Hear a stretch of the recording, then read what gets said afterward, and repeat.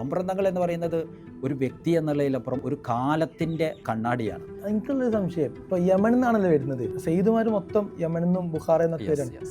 അപ്പോൾ എങ്ങനെയാണ് ഈ കേരളത്തിലെ ആൾക്കാർ അവരെ ലീഡറാക്കുന്നത്? ഞാൻ പറയുന്നത് മമ്പ്രന്തങ്ങൾ 180 കൊല്ലം മുമ്പ് മരിച്ചു പോയിട്ടുണ്ടെങ്കിലും തങ്ങളുടെ തീരുമാനങ്ങൾ ഇന്നും ലൈവായിട്ട് മലബാറിലുണ്ട്. അപ്പോൾ കഴിഞ്ഞ 200 വർഷത്തിൻ്റെ മലബാറിൻ്റെ നിലനിൽപ്പ് തങ്ങളുടെ ഹിസ്റ്ററി ആയിട്ട് അഭേദ്യമായിട്ട് ബന്ധപ്പെട്ടിരിക്കുകയാണ്. ഇന്ന് നമ്മൾ എപ്പിസോഡിൽ നമ്മൾ മമ്പുറം തങ്ങന്മാരെ പറ്റിയാണ് സംസാരിക്കുന്നത്. മമ്പുറം തങ്ങന്മാരെ പറ്റി പറയുമ്പോൾ നമ്മളെപ്പോഴും ഒരു ഫിഖ്ഹി പണ്ഡിതെന്നോ അല്ലെങ്കിൽ ഒരു മുസ്ലിം നേതാവ് നിലയിൽ നമ്മൾ എപ്പോഴും ചെറുതായിട്ടേ ചിന്തിക്കുള്ളൂ. പക്ഷേ ഈ എപ്പിസോഡിൽ നമ്മൾ ഒന്നുകൂടി ഒരു സാമൂഹിക ചിന്തകനായിട്ടുള്ള ഒരു മമ്പുറം തങ്ങളെ ഓർക്കാൻ ശ്രമിക്കുകയാണ്. നമ്മൾ പലപ്പോഴും മമ്പുറം തങ്ങളെ പറ്റി പഠിക്കുമ്പോൾ ഏതെങ്കിലുമൊക്കെ ഒരു ബ്രിട്ടീഷ് ചരിത്രത്തിലോ മറ്റോ ആണ് എത്തിച്ചേരുള്ളത്. ഇപ്രാവശ്യം നമ്മുടെ കൂടെ പ്രമുഖ ചരിത്രകാരനായിട്ടുള്ള ഒരുപാട് പുസ്തകങ്ങൾ എഴുതിയ ഡോക്ടർ മോയിൻ മലയമ്മയും മമ്പുറം തങ്ങളെ പറ്റി ചർച്ച ചെയ്യുകയാണ്. മമ്പുറം തങ്ങളെ പറ്റിയുള്ള ഒരുപാട് കഥകൾ നമ്മളിതിൽ പറയുന്നുണ്ട്. അതുകൊണ്ട് എപ്പിസോഡ് തുടക്കം മുതൽ ഒടുക്കം വരെ കേട്ടോക്ക്. നമുക്കപ്പോൾ ഇന്ന് ഒന്നുകൂടി മമ്പുറം തങ്ങന്മാരെ പറ്റി സംസാരിക്കാൻ തോന്നും. അപ്പോൾ ശരിക്കും ആരാണ് മമ്പുറം തങ്ങൾ എന്ന് പറയുമ്പോൾ പിന്നെ പലരും തിരുത്തൽ ഇങ്ങനെ മമ്പുറം തങ്ങളല്ല, മമ്പുറം തങ്ങൾമാരാണ്. ആരാണ് ശരിക്കും മമ്പുറം തങ്ങന്മാർ?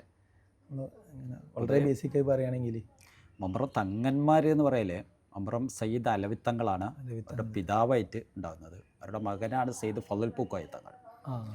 കൂടുതൽ ഒന്നുകൂടി പറയുകയാണെങ്കിൽ മമ്പുറം തങ്ങന്മാരിൽ ഇപ്പോൾ അവരുടെ അമ്മാവനായ സയ്യിദ് ഹസൻ ജിഫ്രി തങ്ങൾ കൂടി വരുന്നുണ്ട്. അപ്പോൾ ആദ്യമായിട്ട് ഈ ഫാമിലിയിൽ നിന്ന് മലബാറിൽ വരുന്നത് കോഴിക്കോട് ഷേഖ് ജിഫ്രിയാണ്. 1745-ലാണ്, 45-46 കാലത്ത്. അതിൻ്റെ ഒരു 10 വർഷത്തിന് ശേഷം 1756-ലാണ് ഹസൻ ജിഫ്രി വരുന്നത്. അപ്പോൾ അന്നത്തെ തങ്ങന്മാരെക്കുറിച്ച് നമ്മൾ പറയുമ്പോൾ ഇപ്പോൾ ഈ ബാഅലവി അല്ലെങ്കിൽ ഹൽറമി സയ്യിദ്സ്, ബുഖാരി സയ്യിദ്സ് എന്നുള്ള നിലക്കാണ് അവരുടെ ചരിത്രം. സയ്യിദ് തങ്ങൾ കുടുംബങ്ങളെ പൊതുവെ കേരളത്തിൽ നമ്മൾ ഉലമയുടെ ഒരു വിശാലമായൊരു ഹിസ്റ്ററി കേരളത്തിലുണ്ട്.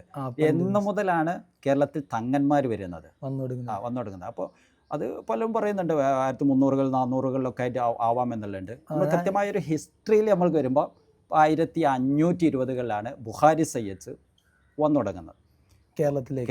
അതാണ് നമ്മൾ കേരളത്തിൽ ഇപ്പം ഇന്ത്യയിൽ തന്നെ നമ്മൾ ഇസ്ലാം ആദ്യം എവിടെ എത്തിയെന്ന് വെച്ചാൽ നമ്മൾ കേരളത്തിലാന്ന് പറയും. അപ്പോൾ കേരളത്തിൽ പലപ്പോഴും തീരദേശത്തായിരുന്നു മുസ്ലിങ്ങളുണ്ട്. നമ്മളിപ്പം പോർച്ചുഗീസുകാർക്കെതിരെ സമരം ചെയ്യുമ്പോൾ മുസ്ലിം കുടുംബക്കാർ. അപ്പം പിന്നീട് എപ്പോഴോ മുസ്ലിങ്ങൾ ഉൾനാട്ടിലേക്ക് വന്നിട്ട് ചെതറിപ്പോയിട്ടുണ്ടെന്ന് തോന്നുന്നല്ലേ. അതുകൊണ്ടായിരിക്കും ഒരു ലീഡർഷിപ്പ് ഒന്നും ഇല്ലാതെ ഇങ്ങനെ നിൽക്കുന്ന മുസ്ലിങ്ങൾക്ക് ലീഡർഷിപ്പായിട്ടാണ് സയ്യിദുമാർ കേരളത്തിലേക്ക് എത്തുന്നത്. അത് നമുക്ക് ശരിക്കും ഫീൽ ചെയ്യും. കാരണം ഒരു 1500-കളോടെയാണല്ലോ പോർച്ചുഗീസുകാർ ഇവരൊക്കെ വരുന്നതും. ഇവിടെ ഒരു സംഘടിതമായ ലൈഫ് സാധനം ഒരു സ്കാറ്റേഡ് ആവുന്നുണ്ട്. മാപ്പിളമാരോടും അല്ലാത്തവരും ഈ ദളിത് കീഴാള വിഭാഗങ്ങളൊക്കെ അവരുടെ ഒരു സംഘടിത ലൈഫിന് ഇത് വലിയൊരു ആഘാതം ഉണ്ടാക്കുന്നുണ്ട് പോർച്ചുഗീസുകാർ. അതിനെ തുടർന്നാണ് അതുവരെ ഇവിടുത്തെ ഏറ്റവും പവർഫുൾ ഭയങ്കര പണമുള്ള ടീമാണ് മാപ്പിളമാർ എന്ന് പറയുന്നത് മുസ്ലിംസ്. കാരണം അവരാണ് സാമൂതിരിയുടെ ഏറ്റവും വലിയ കച്ചവടക്കാർ, അവിടെ ആർമിയിലുള്ളവർ, കോസ്റ്റൽ വ്യാപാരങ്ങളൊക്കെ ഇവരുമായിട്ട് കണക്റ്റഡാണ്. പക്ഷേ ഇതോട് കൂടിയിട്ട് വലിയൊരു ഒരു തകർച്ച വരുമെന്നോ അവർ ഇൻലാൻഡിലേക്ക് ഫോഴ്സ്ഡ് മൈഗ്രേഷൻ ഉൾദേശത്തേക്ക് പോകാൻ അവർ നിർബന്ധിതരാവുകയാണ്. പക്ഷെ അവിടെ പോയിട്ട് ഇവിടുത്തെ ജന്മികളുടെ കീഴിൽ കുടിയാന്മാരായിട്ട് പ്രവർത്തിക്കുകയാണ്. അപ്പോൾ ഇൻലാൻഡിലുള്ള മാപ്പിള സെറ്റിൽമെൻറ്റും സത്യത്തിൽ വ്യാപകമായിട്ട് ഈ സമയത്താണ് ഇങ്ങനെ ഉണ്ടായി വരുന്നത്. അപ്പോൾ ഇങ്ങനെ സ്കാറ്റേഡായി കിടക്കുന്ന ഒരു ഘട്ടത്തിൽ അവരെ സംഘടിതരാക്കാനും ഒരു ശക്തിയിലേക്ക് കൊണ്ടുവരാനും ഏറ്റവും പ്രധാനമായിട്ട് പ്രവർത്തിച്ച ഒരു ഘടകം എന്ന് പറയുന്നത് സയ്യിദ്സിൻ്റെ ആഗമനം തന്നെയാണ്, തങ്ങന്മാരുടെ വരവ്. അതിൽ ഞാൻ നേരത്തെ പറഞ്ഞതുപോലെ 1500-കളോളം ബുഖാരി സയ്യിദ്സ് വരുന്നു. അടുത്ത 600-കളോടേക്ക് നമുക്ക് വ്യാപകമായിട്ട് ഈ ഹലർമി സയ്യിദ്സ്, 2 സയ്യിദ്സുകളാണ് കേരളത്തിൽ നമുക്ക് മൊത്തത്തിൽ ചുരുക്കി പറയാൻ പറ്റും. ഒന്ന് ബുഖാരി സയ്യിദ്സ്, മറ്റൊന്ന് ഹലർമി സയ്യിദ്സ്. ബുഖാരി സയ്യിദ്സ് ബുഖാറയിൽ നിന്ന് വരുന്നവരാണ്. ഹലർമി സയ്യിദ്സ് എന്ന് പറഞ്ഞാൽ യമനിൽ നിന്ന് വരുന്നവരാണ്. കേരളത്തിൽ ഏറ്റവും കൂടുതലുള്ളത് ഈ ഹലറമി സയ്യിദ്സാണ്. 40ഓളം ഫാമിലികൾ ഇവിടെ വരുന്നുണ്ട്, കുടുംബങ്ങൾ. അവരാണ് പിന്നീട് വ്യത്യസ്ത പേരുകളായിട്ട് ഇവിടെ ഉണ്ടാകുന്നത്. അപ്പോൾ അതിൽ ഞാൻ പറഞ്ഞ കോഴിക്കോട് ഷേഖ് ജിഫ്രി ഒരു വലിയ ഫിഗറായിരുന്നു. മലബാറിലെ ഒരു പൊതു ലീഡർഷിപ്പായിരുന്നു. 1700-കളിൽ 1800-യുടെ തുടക്കത്തിലാണ് അദ്ദേഹം മരിക്കുന്നത്. ആ ഫാമിലിയിൽ നിന്നാണ് അവരുടെ അടുത്ത കുടുംബത്തിൽപ്പെട്ടാണ് സയ്യിദ് ഹസൻ ജിഫ്രി വരുന്നത്. അന്നൊരാൾ വന്നാൽ മലബാറിൽ അതുവരെ ലീഡർഷിപ്പിലുള്ള ഒരു പ്രത്യേകമായ ഒരു നെറ്റ്വർക്ക് വർക്ക് ചെയ്യുന്നുണ്ട് അവർക്കിടയിൽ, തങ്ങന്മാർക്കിടയിൽ. യമനിൽ നിന്ന് ഒരാൾ വന്നാൽ ഇവിടെയുള്ള ലീഡറെയാണ് സമീപിക്കുക. ഷേഖ് ജിഫ്രി വരുമ്പോൾ കൊയിലാണ്ടിയിൽ ഒരു വലിയ സീതി തങ്ങളുണ്ട്. അവരാണ് ഇവരുടെ ഒരു ഫിഗർ, ഒരു Leadership. പവർ. ആര് വന്നാലും അവരെ പോയി കാണും, അവരുടെ ത്വരീഖത്ത് ഇതുകളൊക്കെ സ്വീകരിക്കും. അവരാണ് ഇവിടെ എവിടെയാണോ നീടുള്ളത് അവിടേക്ക് റിക്രൂട്ട് ചെയ്യുക. തങ്ങന്മാരെ മലബാറിൽ എവിടെയാണ് ആവശ്യമുള്ളത് അവിടെ കൊണ്ടുപോയിട്ട് ഇന്ന ഏരിയയിൽ നിങ്ങൾ താമസിക്കാം എന്നുള്ളത് അവരെ കൊണ്ടുപോയി അപ്പോയിൻ്റ് ചെയ്യും. ഒരു നമുക്ക് ആ നെറ്റ്വർക്കിൽ നിന്നിങ്ങനെ ഫോളോ ചെയ്യുമ്പോൾ കിട്ടുന്നൊരു ഇതാണ്. അപ്പോൾ അക്കാലത്ത് പലരും വരുന്നു, കൊയിലാണ്ടിയിൽ പോകുന്നു, അവരെ കാണുന്നു, അങ്ങനെ പല ഭാഗത്തേക്കും വരിക. അപ്പോൾ 1703 ഇപ്പോൾ ഇന്ന് നമ്മൾ പൊന്നാനി വെളിയങ്കോട് ഭാഗത്ത് പോയാൽ പൊന്നാനിയിൽ ഒരു സെയ്ദ് അബ്ദുറഹ്മാൻ അൽ ഐദ്രൂസി പറയുന്നുണ്ട്. അവിടെ വലിയ ജാറത്തിങ്ങൾ വലിയൊരു മക്ബറയും വലിയൊരു പണ്ഡിതൻ്റെ തങ്ങളാണ്. അവരാണെങ്കിൽ ആ ധാരയിലാണ് ഐദ്രൂസി സയ്യിദ്സ് മലബാറിൽ വരുന്നത്. അപ്പോൾ അവർ 1703 വരുമ്പോൾ ആദ്യം പോകുന്നത് കൊയിലാണ്ടിയിലേക്കാണ്. സീതി തങ്ങളെ കാണുന്നു, സംസാരിക്കുന്നു. അവരാണ് ഇവരെ പൊന്നാനിയിലേക്ക് അപ്പോയിൻ്റ് ചെയ്യുന്നത്, അവിടെ പോയി താമസിക്കുന്നു. അങ്ങനെ ഒരു ചരിത്രധാരാണ്. അപ്പോൾ അതിനെ തുടർന്നാണ് പിന്നീട് ഷേഖ് ജഫീർ വരുന്നു. അവരും ആദ്യം അവിടെ പോകുന്നുണ്ട്, പിന്നീട് കോഴിക്കോട് പോയിട്ട് അപ്പോയിൻ്റ് ആവുന്നു. പിന്നീടുള്ള ചരിത്രത്തിൽ നമ്മൾ വലിയ ഐദ്രൂസ് തങ്ങൾ സംഭവമായിട്ട് വരുന്നുണ്ട്. പിന്നീട് വരുന്നത് ജിഫ്രി തങ്ങളാണ്. പിന്നീട് വരുന്നവരൊക്കെ കോഴിക്കോട് പോയി ജിഫ്രി തങ്ങളെ കണ്ട് സംസാരിച്ചിട്ട് മറ്റുള്ളിടത്തേക്ക് പോകും.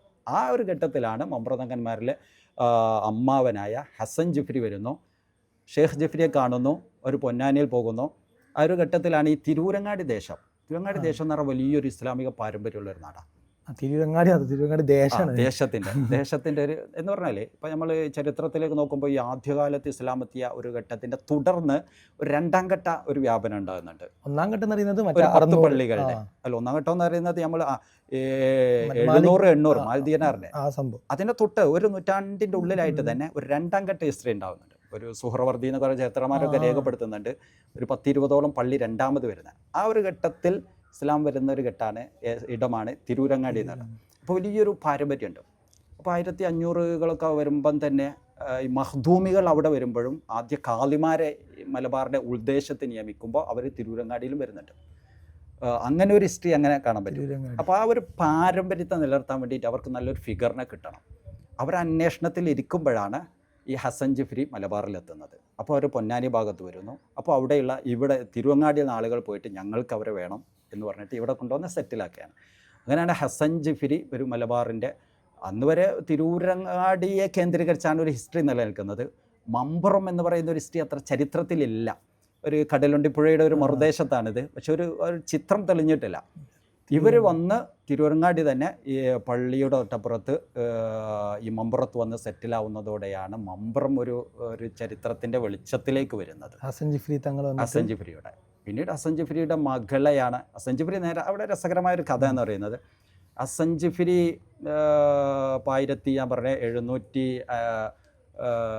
വരുന്ന സന്ദർഭത്തിൽ, അതായത് 750കളിൽ വരുന്ന സമയത്തിൽ അദ്ദേഹം അവിടെ വന്നു. അവിടെ നിന്ന് വിവാഹം കഴിക്കാം, തിരുവങ്ങാടിയിൽ നിന്ന് കല്യാണം കഴിക്കുന്നത്. അദ്ദേഹം പറയുന്നത് കൂടുതൽ കാലമൊന്നും ഇവിടെ താമസിച്ചിട്ടില്ല, പെട്ടെന്ന് തന്നെ അദ്ദേഹം മരിച്ചു പോകുന്നുണ്ട്. അപ്പോൾ അദ്ദേഹം പറയുന്നുണ്ട്, എൻ്റെ ഫാമിലിയിൽ നിന്നും ഒരാൾ ഈ നാട്ടിലേക്ക് വരും, ഒരു പ്രവചനം പോലെ പറയുന്നുണ്ട്. അപ്പോൾ എൻ്റെ കുട്ടിയെ അവിടുന്ന് വിവാഹം ചെയ്ത് അതിലൊരു പെൺകുട്ടി ഉണ്ടാവുക, ആ വരുന്ന ആളാണ് ഇവരെ വിവാഹം കഴിക്കുക. സത്യം പോലെ ഇദ്ദേഹം മരിച്ചു പോകുന്നുണ്ട്. പിന്നീട് ഒരു ഫാത്തിമ ഷെരീഫ എന്ന് പറഞ്ഞിട്ട് അവരുടെ മകളെ മമ്പ്രന്തങ്ങൾ വന്നതിന് ശേഷമാണ് ഇവരെ വിവാഹം കഴിക്കുന്നത്. മമ്പ്രന്തങ്ങൾ തൻ്റെ ഒരു 17ാം വയസ്സിലാണ് ഇവിടെ എത്തുന്നത്. 17ാമത്തെ വയസ്സിൽ യമനിൽ ഇവിടെ എത്തുന്നു, കോഴിക്കോട് വരുന്നു. പിന്നെ തൻ്റെ അമ്മാവൻ്റെ ഖബർ ഇവിടെ ഉണ്ട്, തിരൂരങ്ങാടിയിലുണ്ട്. അപ്പോൾ അവിടേക്ക് വരുന്നു, അവിടെ താമസിക്കുന്നു. ഇപ്പോൾ ഒരു 17ാമത്തെ വയസ്സിൽ ഒരു ചെറുപ്പക്കാരൻ ആ ഒരു യുവത്വത്തിൻ്റെ ആ ഒരു ഒരു ടീനേജ് പ്രായത്തിൻ്റെ ആ ഒരു ത്രസിപ്പിലാണ് മമ്പ്രന്തങ്ങൾ ഇവിടെ വരുന്നത്. അവിടെ വരുന്നു, വലിയൊരു സ്വീകരണം. അന്ന് തിരൂരങ്ങാടി പള്ളിയിൽ ഒരു മഖ്ദൂമി ലീഡർഷിപ്പ് നിലനിൽക്കുന്നൊരു ഇടത്തിലേക്കാണ് ഒരു സയ്യിദ് ലീഡർഷിപ്പ് വരുന്നത്. സ്വാഭാവികമായിട്ടും നമ്മൾ ഇന്നും പല ഡിസ്കഷനിൽ നമ്മൾ ഈ സയ്യിദ് ലീഡർഷിപ്പ്, ഉലമ ലീഡർഷിപ്പ് എന്നുള്ളൊരു സാധനമുണ്ട്. പക്ഷേ തങ്ങൾ വന്ന് താമസിക്കുന്നതോടെ ആ ഒരു കരിഷ്മാറ്റിക് ഫിഗർ, അതിൽ ഉലമ ലീഡർഷിപ്പ് പോലും തങ്ങളുടെ ഇതിലേക്ക് വന്ന് ചേരുകയാണ്. അന്ന് ഇപ്പോൾ രസകരമായിട്ട് പറയുന്ന ഒരു സാധനം, നമ്മുടെ ഉമർ ഖാലിയൊക്കെ ഇവിടെ ഒരു വലിയ ഒരു ദേശത്തിൻ്റെ ഖാലിയായിട്ട് വാഴുന്ന സമയമാണ് മലബാറിൽ, പ്രത്യേകിച്ച് ഈ ചാവക്കാട് ദേശത്തൊക്കെ. പിന്നെ ഔക്കോയ മുസ്ലിയാർ എന്നൊക്കെ പറഞ്ഞിട്ട് വലിയ വലിയ പണ്ഡിതന്മാരുള്ള സമയത്ത് അമ്പതങ്ങൾ വരുന്നത്. അമ്പതങ്ങൾ ചെറിയൊരു പ്രായക്കാരൻ. പക്ഷെ അപ്പോഴൊക്കെ ഇവരുടെ മൈൻഡിലൊരു സാധനം വരുന്നുണ്ട്, ഇവരാര്, ഞങ്ങൾ അംഗീകരിക്കണോ എന്നൊക്കെ ഒരു ചർച്ച, ഒരു സാധനം വരുന്നുണ്ട്. പക്ഷെ അവർ ആ ഒരു പരീക്ഷണ മൈൻഡോടെ മമ്പ്രന്തങ്ങളെ വന്ന് കാണുകയും സമീപിക്കുകയും ചെയ്യുമ്പോൾ ഇത് നമ്മൾ വിചാരിച്ച ആളല്ല, തങ്ങളെ നമ്മൾ സ്വീകരിച്ചേ പറ്റൂ എന്നുള്ളതിലേക്ക് അവരുടെ മൈൻഡിലുള്ള കൺഫ്യൂഷൻസ് മാറുന്നു, തങ്ങളുടെ ലീഡർഷിപ്പിനെ അവർ അംഗീകരിക്കുന്നു. പിന്നെയുള്ള ചരിത്രം അതാണ്. മമ്പറം തങ്ങൾ കേന്ദ്രീകൃതമായൊരു മലബാറിൻ്റെ ഹിസ്റ്ററി ആരംഭിക്കുന്നതാണ് അവിടെ മുതൽ നമ്മൾ കാണുന്നത്. ഒരു ചെറുപ്പക്കാരൻ 17 വയസ്സുള്ള ഒരു ചെറുപ്പക്കാരനിലൂടെ മലബാറിൻ്റെ ഒരു ഹിസ്റ്ററി വികസിക്കുന്നതാണ്. പിന്നീട് നമ്മൾ ചുരുക്കി പറഞ്ഞാൽ അവിടെ നമുക്ക് മലബാറിൻ്റെ ഹിസ്റ്ററി മമ്പ്രതങ്ങൾക്ക് മുമ്പ് ശേഷം എന്നുള്ളതിലേക്ക് കൃത്യമായി പറയുന്ന വിധത്തിൽ ഒരു ഒരു ഒരു ആരംഭം ഇതോടെ ഉണ്ടാകുന്നുണ്ട്. എനിക്കുള്ളൊരു സംശയം, ഇപ്പോൾ യമനിൽ നിന്നാണല്ലോ വരുന്നത്. ഇപ്പം ഹദറമി സെയ്ദുള്ള നേതൃത്വമായി എന്ന് പറയുന്നു, സെയ്ദുമാർ മൊത്തം യമനിൽ നിന്നും ബുഖാറയിൽ നിന്നൊക്കെ വരികയാണ്.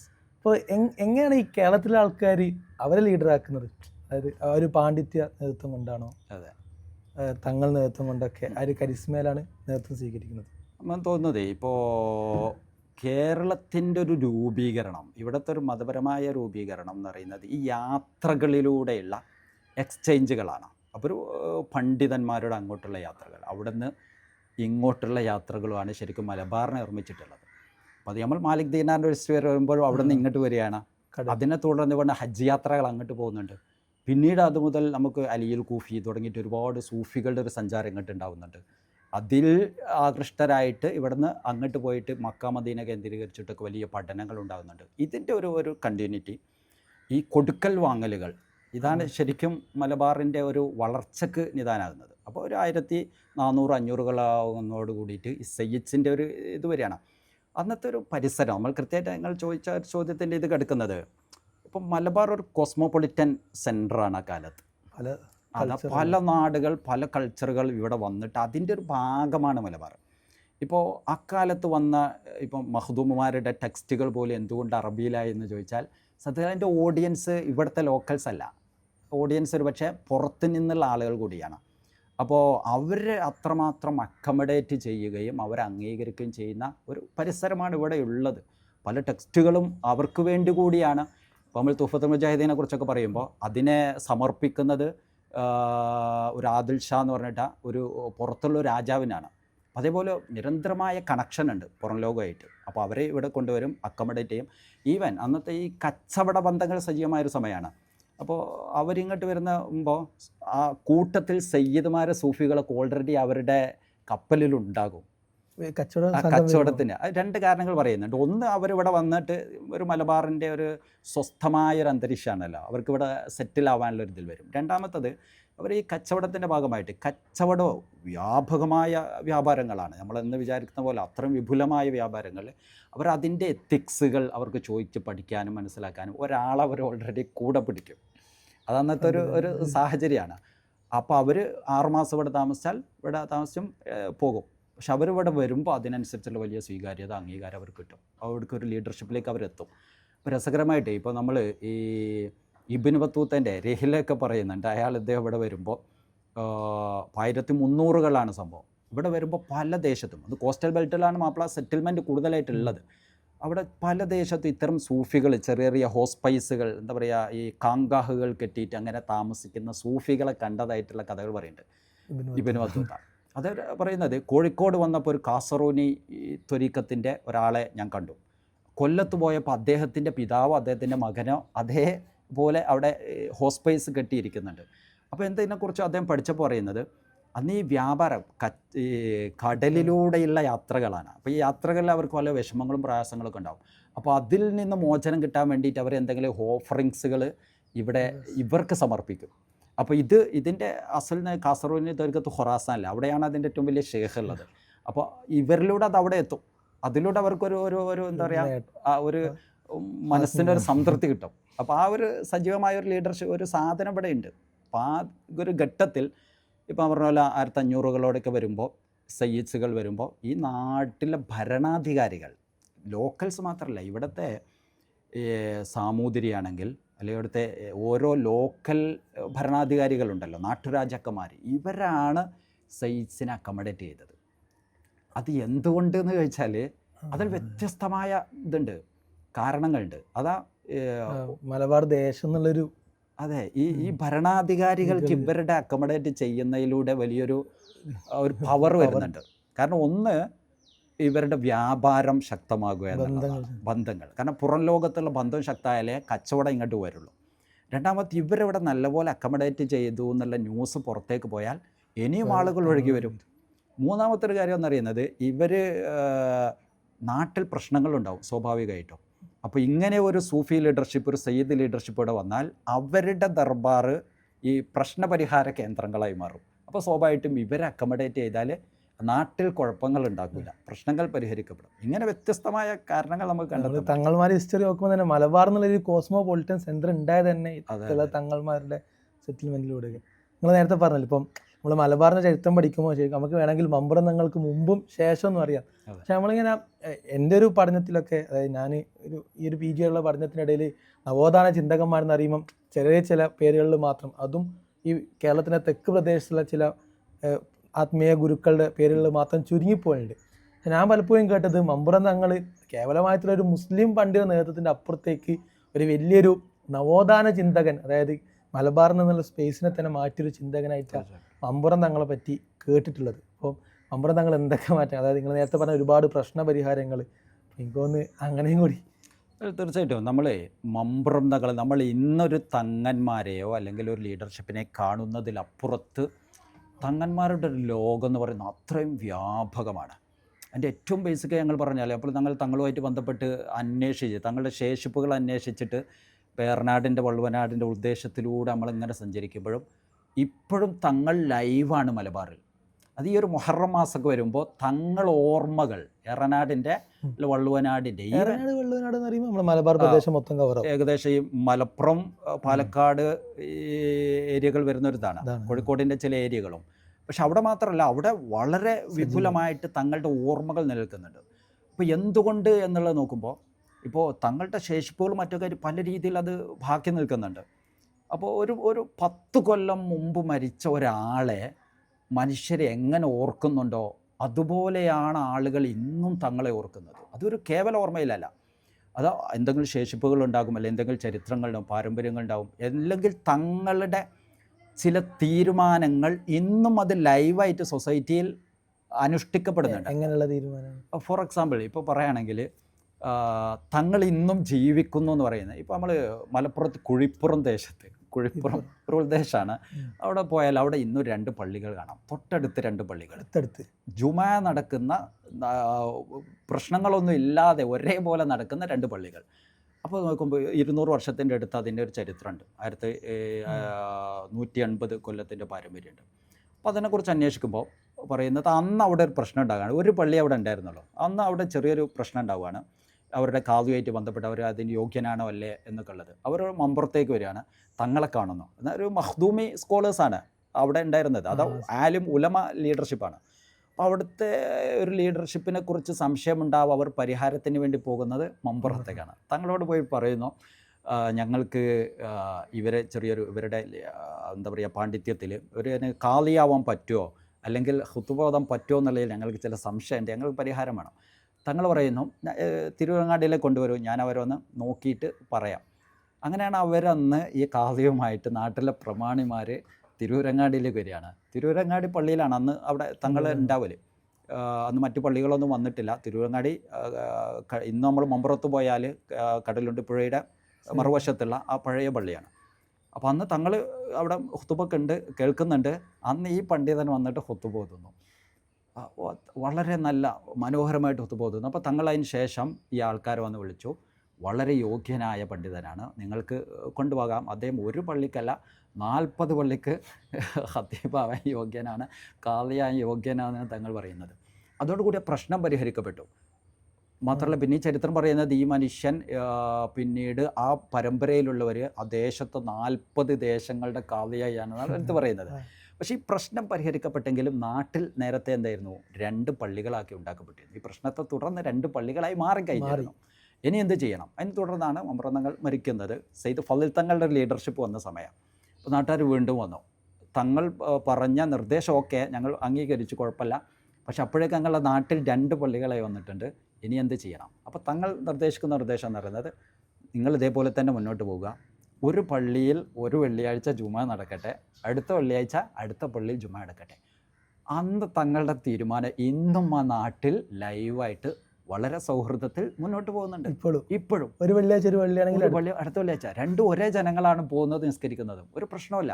ഞാൻ പറയുന്നത് മമ്പ്രതങ്ങൾ 180 കൊല്ലം മുമ്പ് മരിച്ചു പോയിട്ടുണ്ടെങ്കിലും തങ്ങളുടെ തീരുമാനങ്ങൾ ഇന്നും ലൈവായിട്ട് മലബാറിലുണ്ട്. ഇത് ഒരു ഉദാഹരണം. ഇതുപോലെ വിവിധ മേഖലകളുമായിട്ട് ബന്ധപ്പെട്ടുള്ള തീരുമാനങ്ങൾ എങ്ങനെ എന്ന് പറഞ്ഞാൽ ഇപ്പോൾ ചില കർമ്മശാസ്ത്ര വിഷയങ്ങളുമായിട്ട് ബന്ധപ്പെട്ട്, അല്ലെങ്കിൽ ഇവിടെ ഉണ്ടായിരുന്ന ചില ആചാരങ്ങളുടെ ഈ മുട്ടുകൾ, ദഫ്മുട്ട് മറ്റേതൊക്കെ ആയിട്ട് ബന്ധപ്പെട്ട് അന്ന് തങ്ങളുടെ ചില ഫത്വകൾ സാധനങ്ങളൊക്കെ ഉണ്ടാകുന്നുണ്ട്.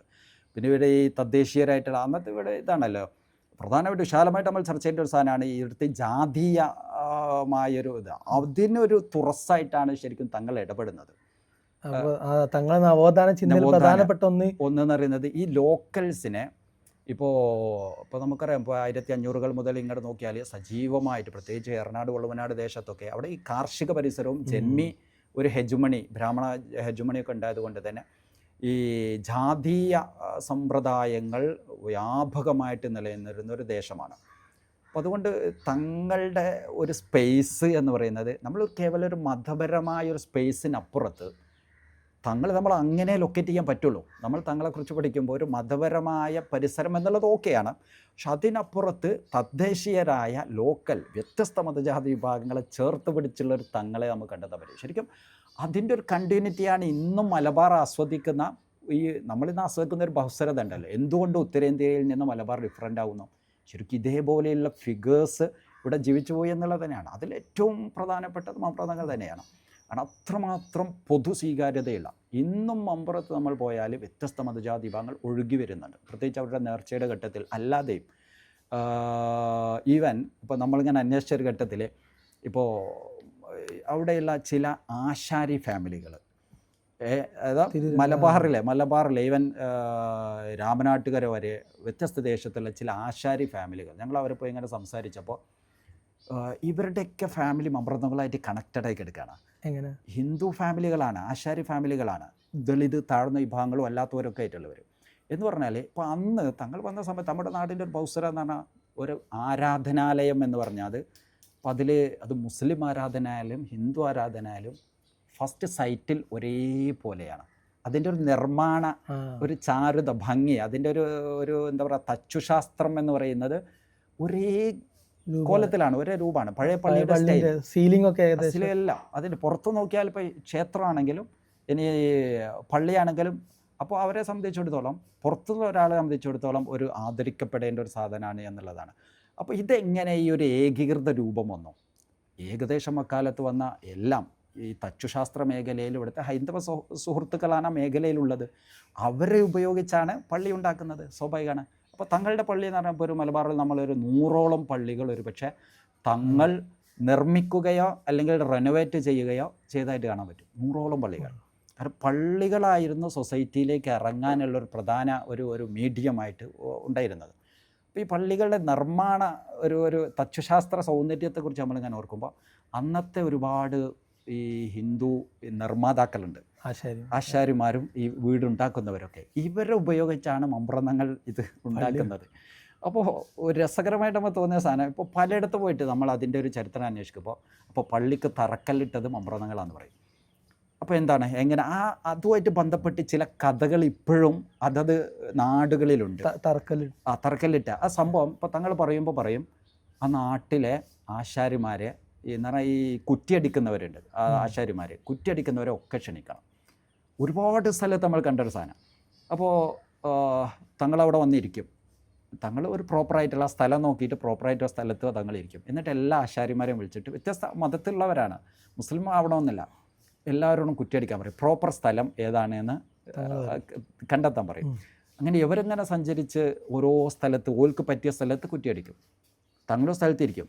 ഇപ്പോൾ ലാസ്റ്റ് എന്ത് ചെയ്യും? പലയിടത്തും നമ്മൾ കണ്ടു ഒരു 5-8 സ്ഥലത്ത് നിന്ന് നമുക്ക് കിട്ടിയ ഒരു വിവരം എന്ന് പറഞ്ഞാൽ ഓരോരുത്തർ കുറ്റിയടിച്ചതിന് ശേഷം ലാസ്റ്റ് ഒരാളിങ്ങനെ കുറ്റി അടിക്കാതെ ഇങ്ങനെ നിൽക്കും, നല്ല യോഗ്യനായ ഒരാൾ. അപ്പോൾ അയാൾ തങ്ങൾ വിളിച്ച് ചോദിക്കും എന്താണ് കുറ്റിയടിക്കാത്തത്? അപ്പോൾ അവർ തങ്ങൾ തമ്പ്രാന് ഇരുന്ന സ്ഥലം തന്നെയാണ് ഇവിടുത്തെ ഏറ്റവും അനുയോജ്യമായ സ്ഥലം. അവർ ആദരിച്ച് പോകാൻ തങ്ങളമ്പ്രാൻ ഇരുന്ന സ്ഥലം തന്നെയാണ് ഈ ലൊക്കേഷനിലെ പള്ളിക്ക് ഏറ്റവും അനുയോജ്യമായ സ്ഥലം. അപ്പോൾ തങ്ങൾ അവരൊക്കെ തലയിൽ കൈവച്ചിട്ട് മോനെ നീ തന്നെയാണ് ആശാരി, അവർ വരമായിട്ട് മാറും.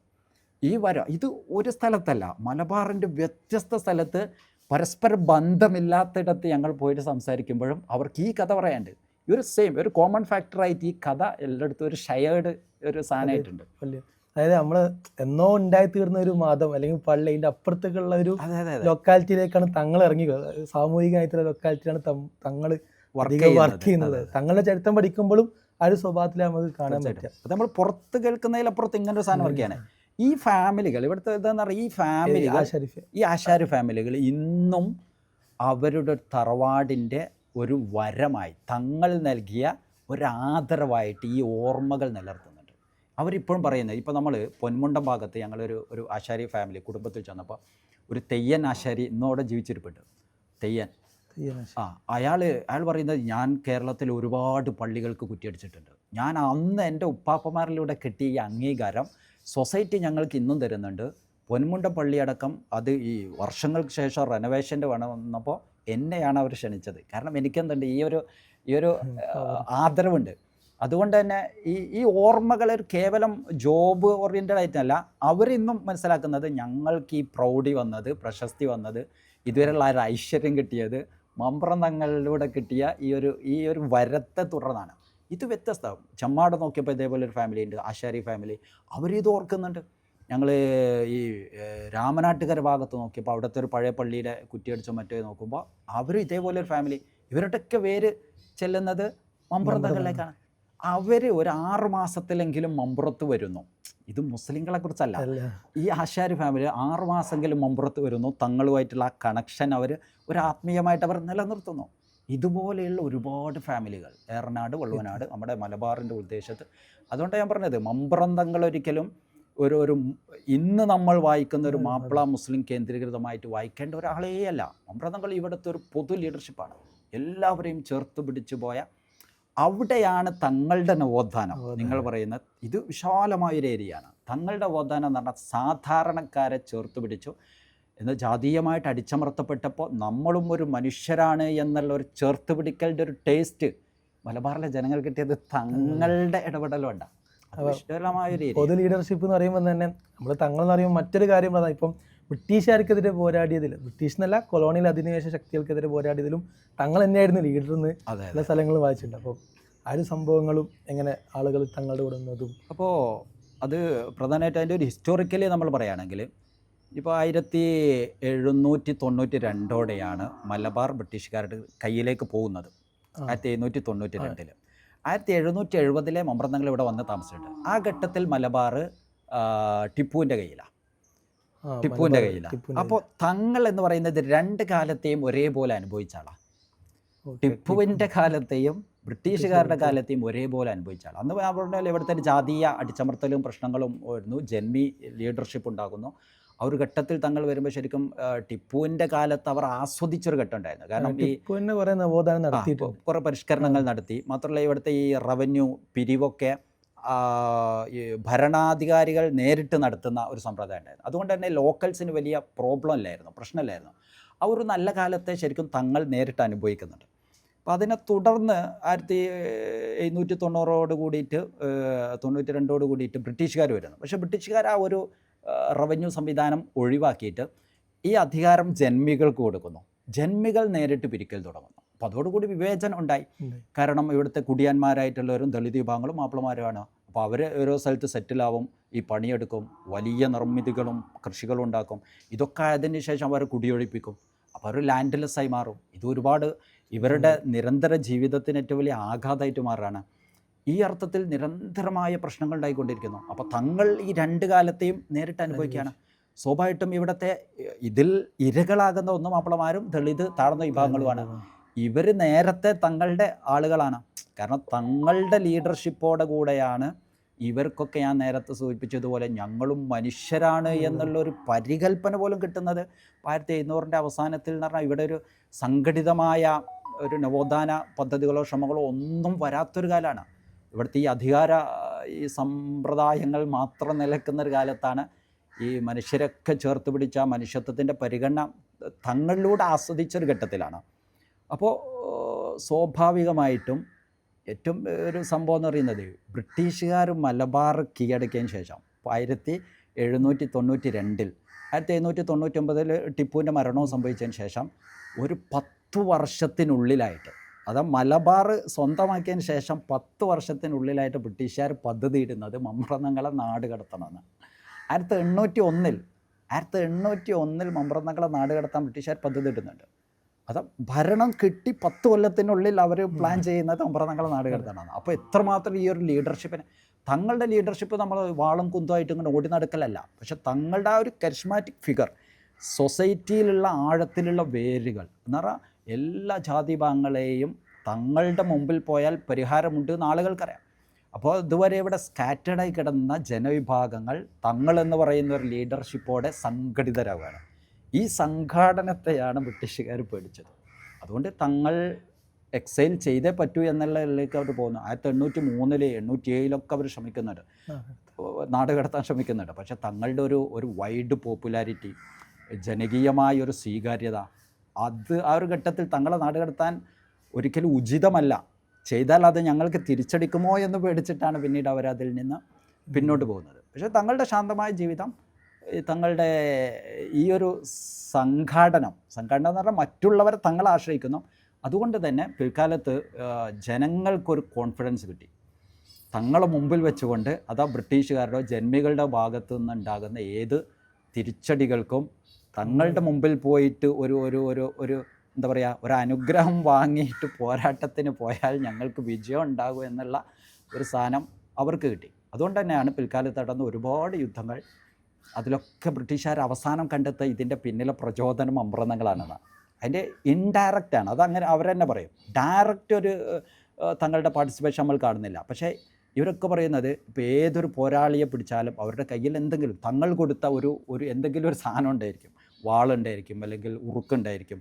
ആ ഒരു പവറിലാണ് ഇവർ യുദ്ധത്തിന് പോകുന്നതും മരിക്കുന്നതും പോരാട്ടത്തിന് ഇറങ്ങുന്നതും. അപ്പോൾ ഈ തങ്ങളുടെ ബ്രിട്ടീഷുകാരെ സംബന്ധിച്ചിടത്തോളം അവരുടെ നിലനിൽപ്പിനുള്ള ഏറ്റവും വലിയൊരു ഭീഷണിയായിട്ട് തങ്ങളുടെ ലീഡർഷിപ്പ് വർക്ക് ചെയ്തു എന്നുള്ളത്. അതെ, തങ്ങളുടെ ആത്മീയത പറഞ്ഞാൽ കേവലം ഒരു വിഭാഗത്തിൻ്റെ അപ്പുറത്തേക്ക് തന്നെ പല രീതിയിൽ പല സമൂഹത്തിന് യുദ്ധത്തിന് പുറപ്പെടുമ്പോൾ തങ്ങളുടെ അടുത്ത് നിന്ന് ഇത് വാങ്ങാന്ന് പറയുമ്പോൾ തന്നെ തങ്ങളുടെ ആത്മീയത അത്രയും വിശാലമായിട്ട് നിൽക്കുക എന്നുള്ളത് ഇതാണ്. അതായത് തങ്ങളുടെ രചനകളൊക്കെ അപ്പം ഇങ്ങനെ ഒരുപാട് നമ്മൾ വലിയൊരു പണ്ഡിതനും കൂടിയാണ് തങ്ങളുടെ ഫിക്കി രചന. പിന്നെ തങ്ങൾ കവിതകൾ, ചില സ്ഥലത്തൊക്കെ തങ്ങളുടെ കവിതകൾ ഭയങ്കര രസകരമായിട്ടുള്ള കവിതകൾ, ആ സ്വഭാവത്തിൽ തങ്ങൾ പറഞ്ഞ പോലെ ഒരു ബഹുമുഖമാണ്. നമ്മളൊരു വേഴ്സറ്റൈൽ ജീനിയസ് എന്നൊക്കെ പറയുമ്പോൾ ഒരു ബഹുമുഖമായിട്ട്, അതാ നമ്മളിന്ന് ഇമേജിൻ ചെയ്യുന്നതിനപ്പുറത്താണ് തങ്ങളുടെ ഒരു സാധനം. ഒരേ സമയത്ത് ഇവിടുത്തെ കർമ്മശാസ്ത്ര പണ്ഡിതന്മാരും മഖ്ദൂമി പണ്ഡിതന്മാരൊക്കെ ഉണ്ടാകുമ്പോഴും അവരുടെ മുമ്പിൽ നിർത്തണമെങ്കിൽ അത്രമാത്രം വലിയ സ്കോളർഷിപ്പ് ഉണ്ടാവണം, പാണ്ഡിത്യം ഉണ്ടാവണം. തങ്ങളുടെ രചനകളിലേക്ക് നമ്മൾ നോക്കുമ്പോൾ പൊതുവെ നമ്മളൊരു സൈഫുൽ ബത്താർ എന്ന് പറയുന്ന ഒരു രചനയാണ് പൊതുവെ തങ്ങളിലേക്ക് അങ്ങനെ ആട്രിബ്യൂട്ട് ചെയ്യപ്പെടാറുള്ളത്. അത് നമ്മൾ നോക്കുമ്പോൾ അത് സെയ്ദ് ഫളിൽ തങ്ങളുമായിട്ട് ബന്ധപ്പെട്ടതാണ്. സെയ്ദ് രചനയായിട്ട് മമ്പ്രം തങ്ങൾ നമ്മൾ കാണുന്നത് ഇപ്പോൾ ഒരു കവിതയാണ്. ഒരു കവിത എന്ന് പറയുന്നത് അതും രചന, അന്നത്തെ ഒരു രചന എന്ന് പറയുന്നത് ഈ ഓറൽ ട്രഡീഷനിലൂടെ കൈമാറുന്നതോ അങ്ങനെയൊക്കെ ആവണം. അപ്പോൾ ഈ ഔക്കോയ മുസ്ലിയാരുണ്ട്, പരപ്പനങ്ങാടിക്കാരനാണ്, വലിയ പണ്ഡിത, അന്നത്തെ മലബാറിലെ വലിയൊരു സ്കോളറാണ്. അപ്പോൾ അവരും സെയ്ദ് അലവിത്തങ്ങളുടെ ശിഷ്യനായിട്ട് വരുന്നുണ്ട് തങ്ങൾ വന്നതിന് ശേഷം. അവർ പൊന്നാനിയിലൊക്കെ വർക്ക് ചെയ്യുന്നുണ്ട്. അപ്പോൾ ഒരിക്കൽ അദ്ദേഹത്തെ വിളിച്ചിട്ട് മമ്പ്രതങ്ങൾ പറയുന്നുണ്ട്, ഒരു കത്ത്, ഒരു കവിത എഴുതി കൊടുത്തിട്ട് പറയുന്നുണ്ട്, നിങ്ങൾ ഈ കവിത കൊണ്ടുപോയിട്ട് പൊന്നാനിപ്പള്ളിയുടെ മെഹ്റാബിൽ നിങ്ങൾ വെക്കണം എന്ന് പറയുന്നുണ്ട്.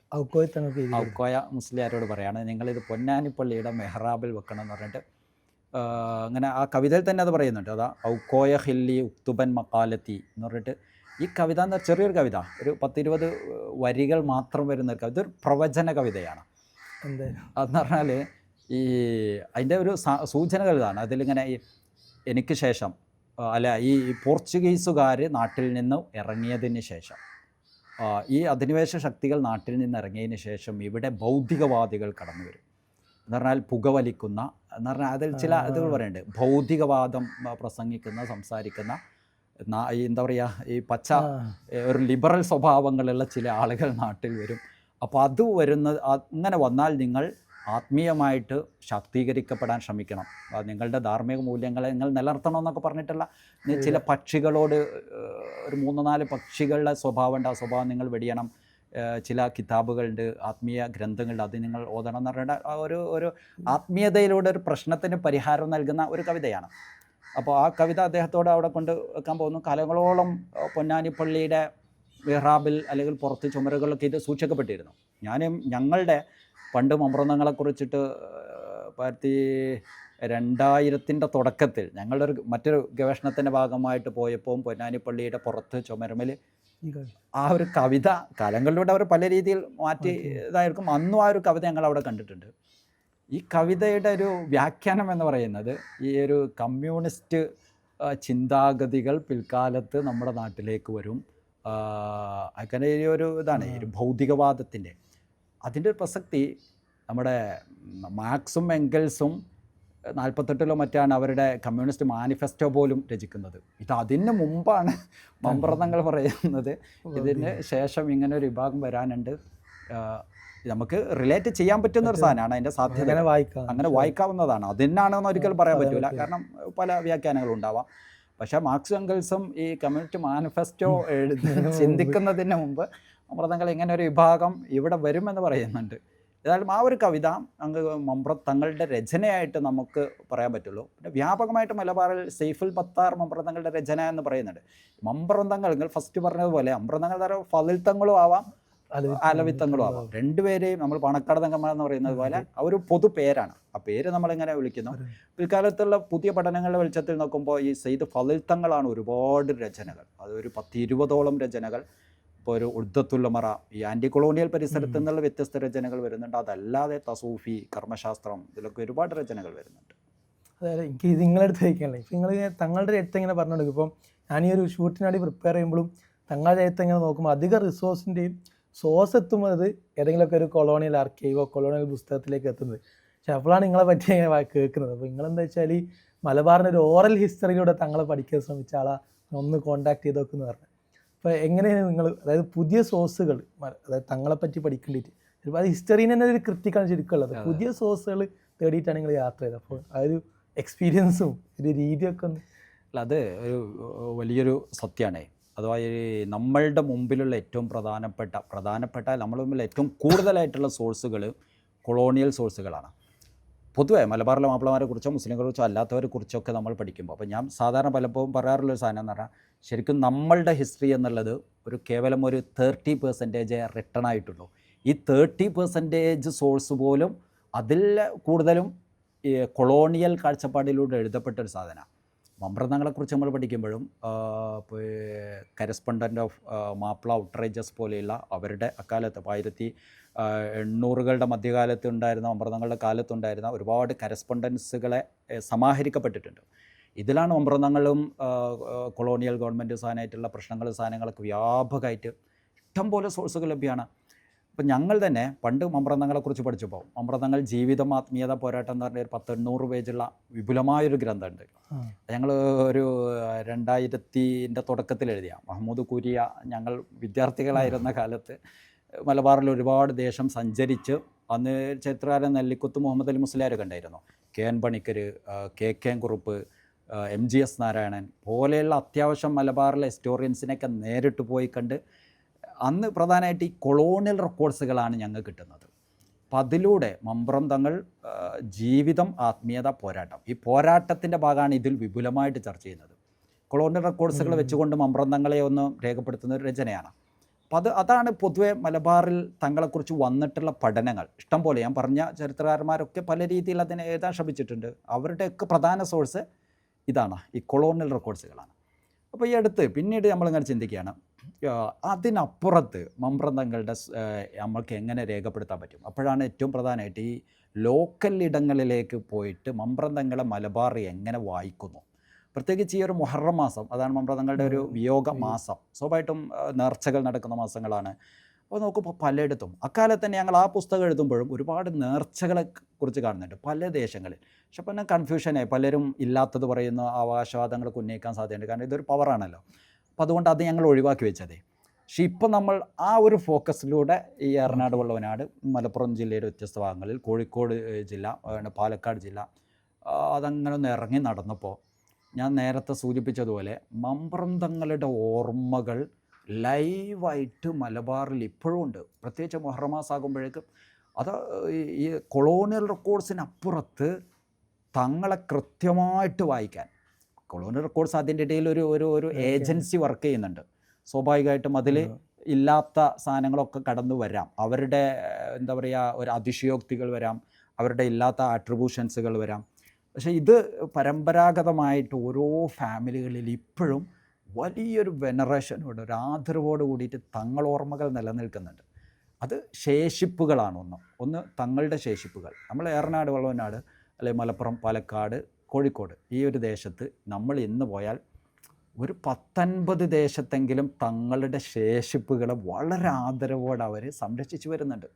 എന്നാൽ തങ്ങളുടെ തലപ്പാവ്, തങ്ങളുടെ തൊപ്പി, തങ്ങളുടെ ഡ്രസ്സ്, തങ്ങൾ കൊടുത്ത വടി, തങ്ങളുടെ ചെരുപ്പ്, ഇങ്ങനെ തുടങ്ങിയിട്ട് തങ്ങളുമായിട്ട് ബന്ധപ്പെട്ട് ഒരു തലം സാധനങ്ങൾ. അപ്പോൾ എന്തുകൊണ്ട് ഇപ്പോൾ നമ്മളിപ്പോൾ ഒരു പൊതുവെ പുറത്തുള്ള പല ഹിസ്റ്ററിയിലൊക്കെ നമ്മൾ പല ഇത്തരത്തിലുള്ള സാധനങ്ങൾ കാണാം. പക്ഷെ മലബാറിലേക്ക് വരുമ്പോൾ എന്തുകൊണ്ട് ഒരു മനുഷ്യൻ ഇതുപോലെ മറ്റുള്ളവരെ നമ്മൾ കാണുന്നില്ല? എന്തുകൊണ്ട് ഈ മനുഷ്യനെ ഇത്രമാത്രം സെലിബ്രേറ്റ് ചെയ്യുന്നു? അതന്നെ വ്യത്യസ്ത രീതിയിലാണ്. അപ്പോൾ ഈ ഓരോ ശേഷിപ്പിനും വലിയൊരു ഹിസ്റ്ററി ഉണ്ടാക്കും. ഇപ്പോൾ ഒരു വീട്ടിൽ പോയപ്പോൾ അവിടെ ഒരു ഖുർആനുണ്ട്, ഒരു തൊപ്പിയുണ്ട്. അപ്പോൾ അതിനെക്കുറിച്ച് നമ്മൾ സംസാരിക്കുമ്പോൾ പറയുന്നത് അത് ഇതാണ്. ഒരുപാട് ചരിത്രത്തെ നമ്മൾ കാണുന്നത്, തങ്ങളൊരു ദേശത്തേക്ക് പോകുമ്പോൾ അവിടെ ജന്മികൾ ഉണ്ടായിരിക്കും. ജന്മികൾ എന്ന് പറഞ്ഞാൽ ഈ മാപ്പിളമാർക്കിടയിലുള്ള ജന്മികൾ ഉണ്ടായിരിക്കും. അവരെ തങ്ങൾ ബന്ധപ്പെടും. ആ ദേശത്ത് ജനങ്ങളെ സേവിക്കുന്നതിനും ആവശ്യക്കാർക്ക് എന്തെങ്കിലും സഹായങ്ങൾ കൊടുക്കുന്നതിനും പള്ളി ഉണ്ടാക്കുന്നതിനും ഇതിനൊക്കെ ഇവരെയാണ് ഉപയോഗപ്പെടുത്തുക. അപ്പം അങ്ങനെ പോകുമ്പോൾ തങ്ങൾ എന്തെങ്കിലും ഒരു സന്തോഷത്തിനോ മറ്റോ സംഭവങ്ങൾ കൊടുക്കും. ഇപ്പോൾ ഒരു സ്ഥലത്ത് പോയപ്പോൾ ഈ ഒരു പൊതുപ്പ്, ഒരു തട്ടം, ആ തട്ടത്തിൻ്റെ കഥ പറഞ്ഞപ്പോൾ അന്ന് തങ്ങളുടെ വൈഫോ മറ്റോ പോകുന്നുണ്ട്, തങ്ങളോടൊപ്പം പോകുന്നുണ്ട്. അപ്പോൾ വീട്ടിലെത്തിയപ്പോൾ അവിടുത്തെ ഉമ്മ ഒരു വലിയ എന്താ പറയുക, ഒരു മാല ധരിച്ചിട്ടുണ്ട്. അപ്പോൾ സ്വാഭാവികമായിട്ടും സ്ത്രീകൾക്കിടയിൽ ഉണ്ടാകില്ല, അത് കാണുമ്പോൾ ഒരു അതിശയം. അപ്പോൾ ആ മാല അങ്ങനെ പിടിച്ച്, അപ്പോൾ ആ മാല അങ്ങോട്ട് കൊടുക്കുകയാണ്, തങ്ങളുടെ വൈഫിന് ആ മാല കൊടുക്കുന്നു. അപ്പോൾ അതിനൊരു സന്തോഷമായിട്ട് ഒരു തട്ടം ഇങ്ങോട്ട് കൊടുക്കുകയാണ്. ആ തട്ടം അവർ ആദരവോടെ സംരക്ഷിച്ച് വെച്ചിരിക്കുക. ഇപ്പോൾ ഇങ്ങനെ ഇപ്പോൾ നമ്മൾ അലനല്ലൂർ ഭാഗത്ത് പോയി, അല്ലെന്ന് പാലക്കാടിൻ്റെ ഭാഗമാണ്. അവിടെ പോയി ഒരു പള്ളി, ആ പള്ളിയിൽ തങ്ങളുടെ ഒരു വടിയുണ്ട്, ചെറിയൊരു മരത്തിൻ്റെ ഒരു കഷ്ണം. അപ്പോൾ അതിനെക്കുറിച്ച് ഒരു കാലങ്ങളായിട്ട് അവർക്കിടയിൽ വളരെ ഭവ്യതയോടെ സൂക്ഷിച്ച് വെച്ചിട്ടുണ്ട്. അവർ പറഞ്ഞു വരുന്ന കഥ എന്ന് പറയുന്നത്, ഇന്നും ചെറിയൊരു കാടിൻ്റെ ഒരു പരിസരമാണ്, വലിയ പള്ളി, വലിയ ചുറ്റുള്ള ദേശം. അക്കാലത്ത് പള്ളിയിലേക്ക് മറ്റും വരുമ്പോൾ വലിയ മൃഗങ്ങളുടെ ശല്യം നാട്ടിലുണ്ടായിരുന്നു. അപ്പോൾ അന്ന് പ്രശ്നം പറയാൻ എവിടെ ഉള്ളത്, മമ്പുറത്ത് വരണം. തങ്ങളോട് പറഞ്ഞപ്പോൾ ഒരു വടി കൊടുത്തിട്ട് നിങ്ങളത് അവിടെ കൊണ്ടുപോയി സൂക്ഷിച്ച് വെക്കുക, അത് നിങ്ങൾക്ക് മോചനം ഉണ്ടാവും എന്ന് പറയുന്നു.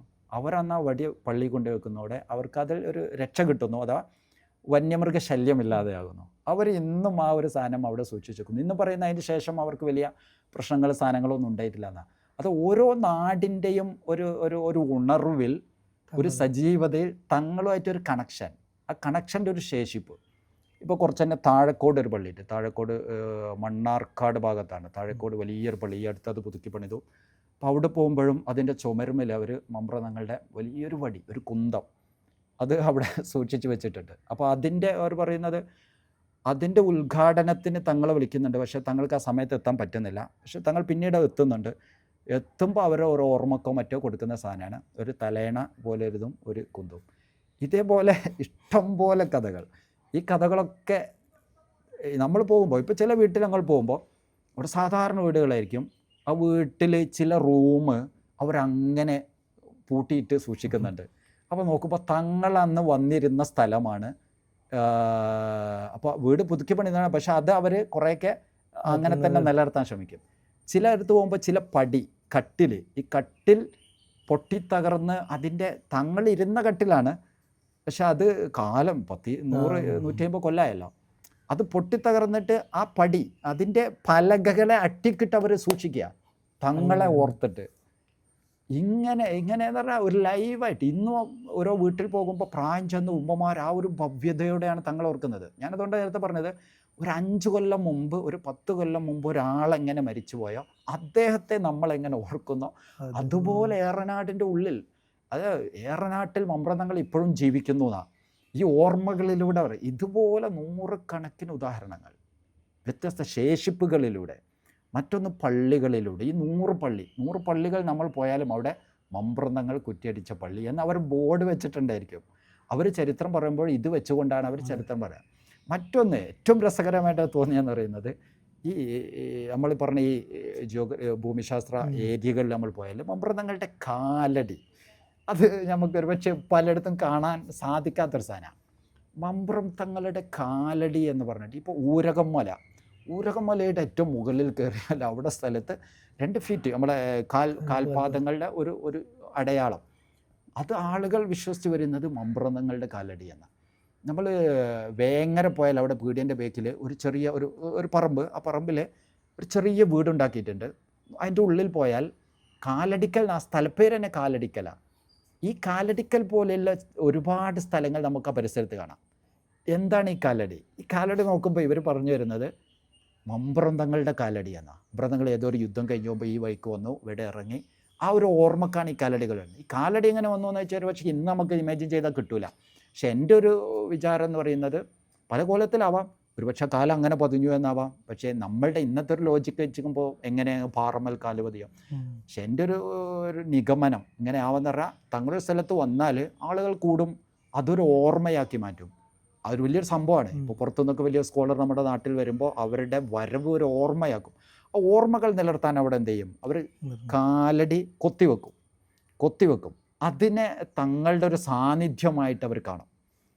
ഈ ഇപ്പോൾ ചില സൂഫികളുടെ കബറുകൾ ഉണ്ടാകും, പലയിടത്തും പോയാൽ അവിടെ ആളവിടെ ഉണ്ടാവില്ല, പക്ഷേ അവരുടെ അവശേഷിപ്പുകളെ വെച്ചിട്ട് അവർ ഓർമ്മകൾ നിലനിർത്താൻ, ഈ ഓർമ്മകൾ നിലനിർത്താൻ ഞാൻ പറഞ്ഞ മലബാറിൻ്റെ വ്യത്യസ്ത ഒരു 20ഓളം സ്ഥലത്ത് മമ്പ്രന്തങ്ങളുടെ കാലടി ഇന്നുമുണ്ട്. ഈ കാലടിയെ അവർ കാൽപാദത്തിൻ്റെ അതിനവർ വലിയ ആദരവോടെ കാണുന്നു. ഈ മുഹറം മാസം വരുമ്പോൾ അതിൻ്റെ സാന്നിധ്യത്തിൽ അവർ നേർച്ചകളുണ്ടാകുന്നു, മൗലിദുകൾ ഓതുന്നു. ഇത് വലിയൊരു രസകരമായ ഈ ഒരു ഏരിയത്തെ ഓരോ നാടിനും തങ്ങൾ എങ്ങനെയോ അതിനെന്തിട്ടുണ്ട് രൂപകൽപ്പന ചെയ്തിട്ടുണ്ട്. അതിന്റെ ഓർമ്മകൾ അങ്ങനെ ഇപ്പോഴും കൊണ്ടെടുക്കുന്നത്. നമ്മൾ നാട് മാത്രം ചിന്തിക്കുമ്പോഴും തങ്ങളൊരു ഇന്റർനാഷണൽ ഫിഗറും കൂടിയാണ്. അതായത് ഇപ്പോൾ ഒന്ന് ഫസൽ പൂക്കോയ തങ്ങളെ നാട് കടത്തിയതിന് ശേഷം തുർക്കിയിൽ പാഷയായിട്ട്, അതായത് അവിടുത്തെ ഒരു ഗവർണറായിട്ട് ഫസൽ പൂക്കോയ തങ്ങൾ വർക്ക് ചെയ്യുന്നുണ്ട്. അതേപോലെ തന്നെ മൊത്തം മുസ്ലിം പാരമ്പര്യം എടുത്തു നോക്കുകയാണെങ്കിൽ മലബാർ മേഖലകളിൽ എപ്പോഴും എന്താണ് ഒരു നിങ്ങൾ നേരത്തെ സൂചിപ്പിച്ചത് യാത്രാ പാരമ്പര്യമാണ്. അതേപോലെ തന്നെ ഒരുപാട് ഹിസ്റ്ററികൾ നമുക്ക് ആ സ്വഭാവത്തിൽ. ഈ നമ്മൾ കടൽ എന്ന് പറയുമ്പോഴും മമ്പുറം തങ്ങന്മാർക്ക് വിശിഷ്യ നമുക്ക് പറയാൻ പറ്റുന്ന പോയനെ നമുക്ക് എന്ത് ചെയ്യാൻ പറ്റും?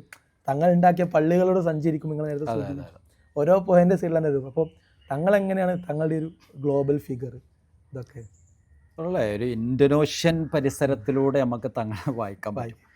നമ്മൾ ഒരു സൂഫി ടേമിൽ പറയുകയാണെങ്കിൽ നമ്മൾ പറയാൻ മമ്പ്രത്തങ്ങൾ കുത്തുബുസ്സമാൻ എന്നുള്ളൊരു കൺസെപ്റ്റിൽ പറയും. കുത്തുബുസ്സമാൻ എന്ന് പറഞ്ഞാൽ ലോകത്ത് ഈ സൂഫികളുടെ ടെർമിനോളജീസിൽ ഒരു ഘട്ടത്തിൽ ഒരു അതിൻ്റെ ഏറ്റവും ടോപ്പിൽ നിൽക്കുന്ന ഒരാളുണ്ടാവും. പിന്നെ വ്യത്യസ്ത കാറ്റഗറി ആയിട്ട് അതിൻ്റെ ഏറ്റവും ടോപ്പിൽ നിൽക്കുന്ന ആൾ ആയിട്ട് മമ്പ്രത്തങ്ങൾ വന്നിട്ടുണ്ട് എന്ന് പറയാം.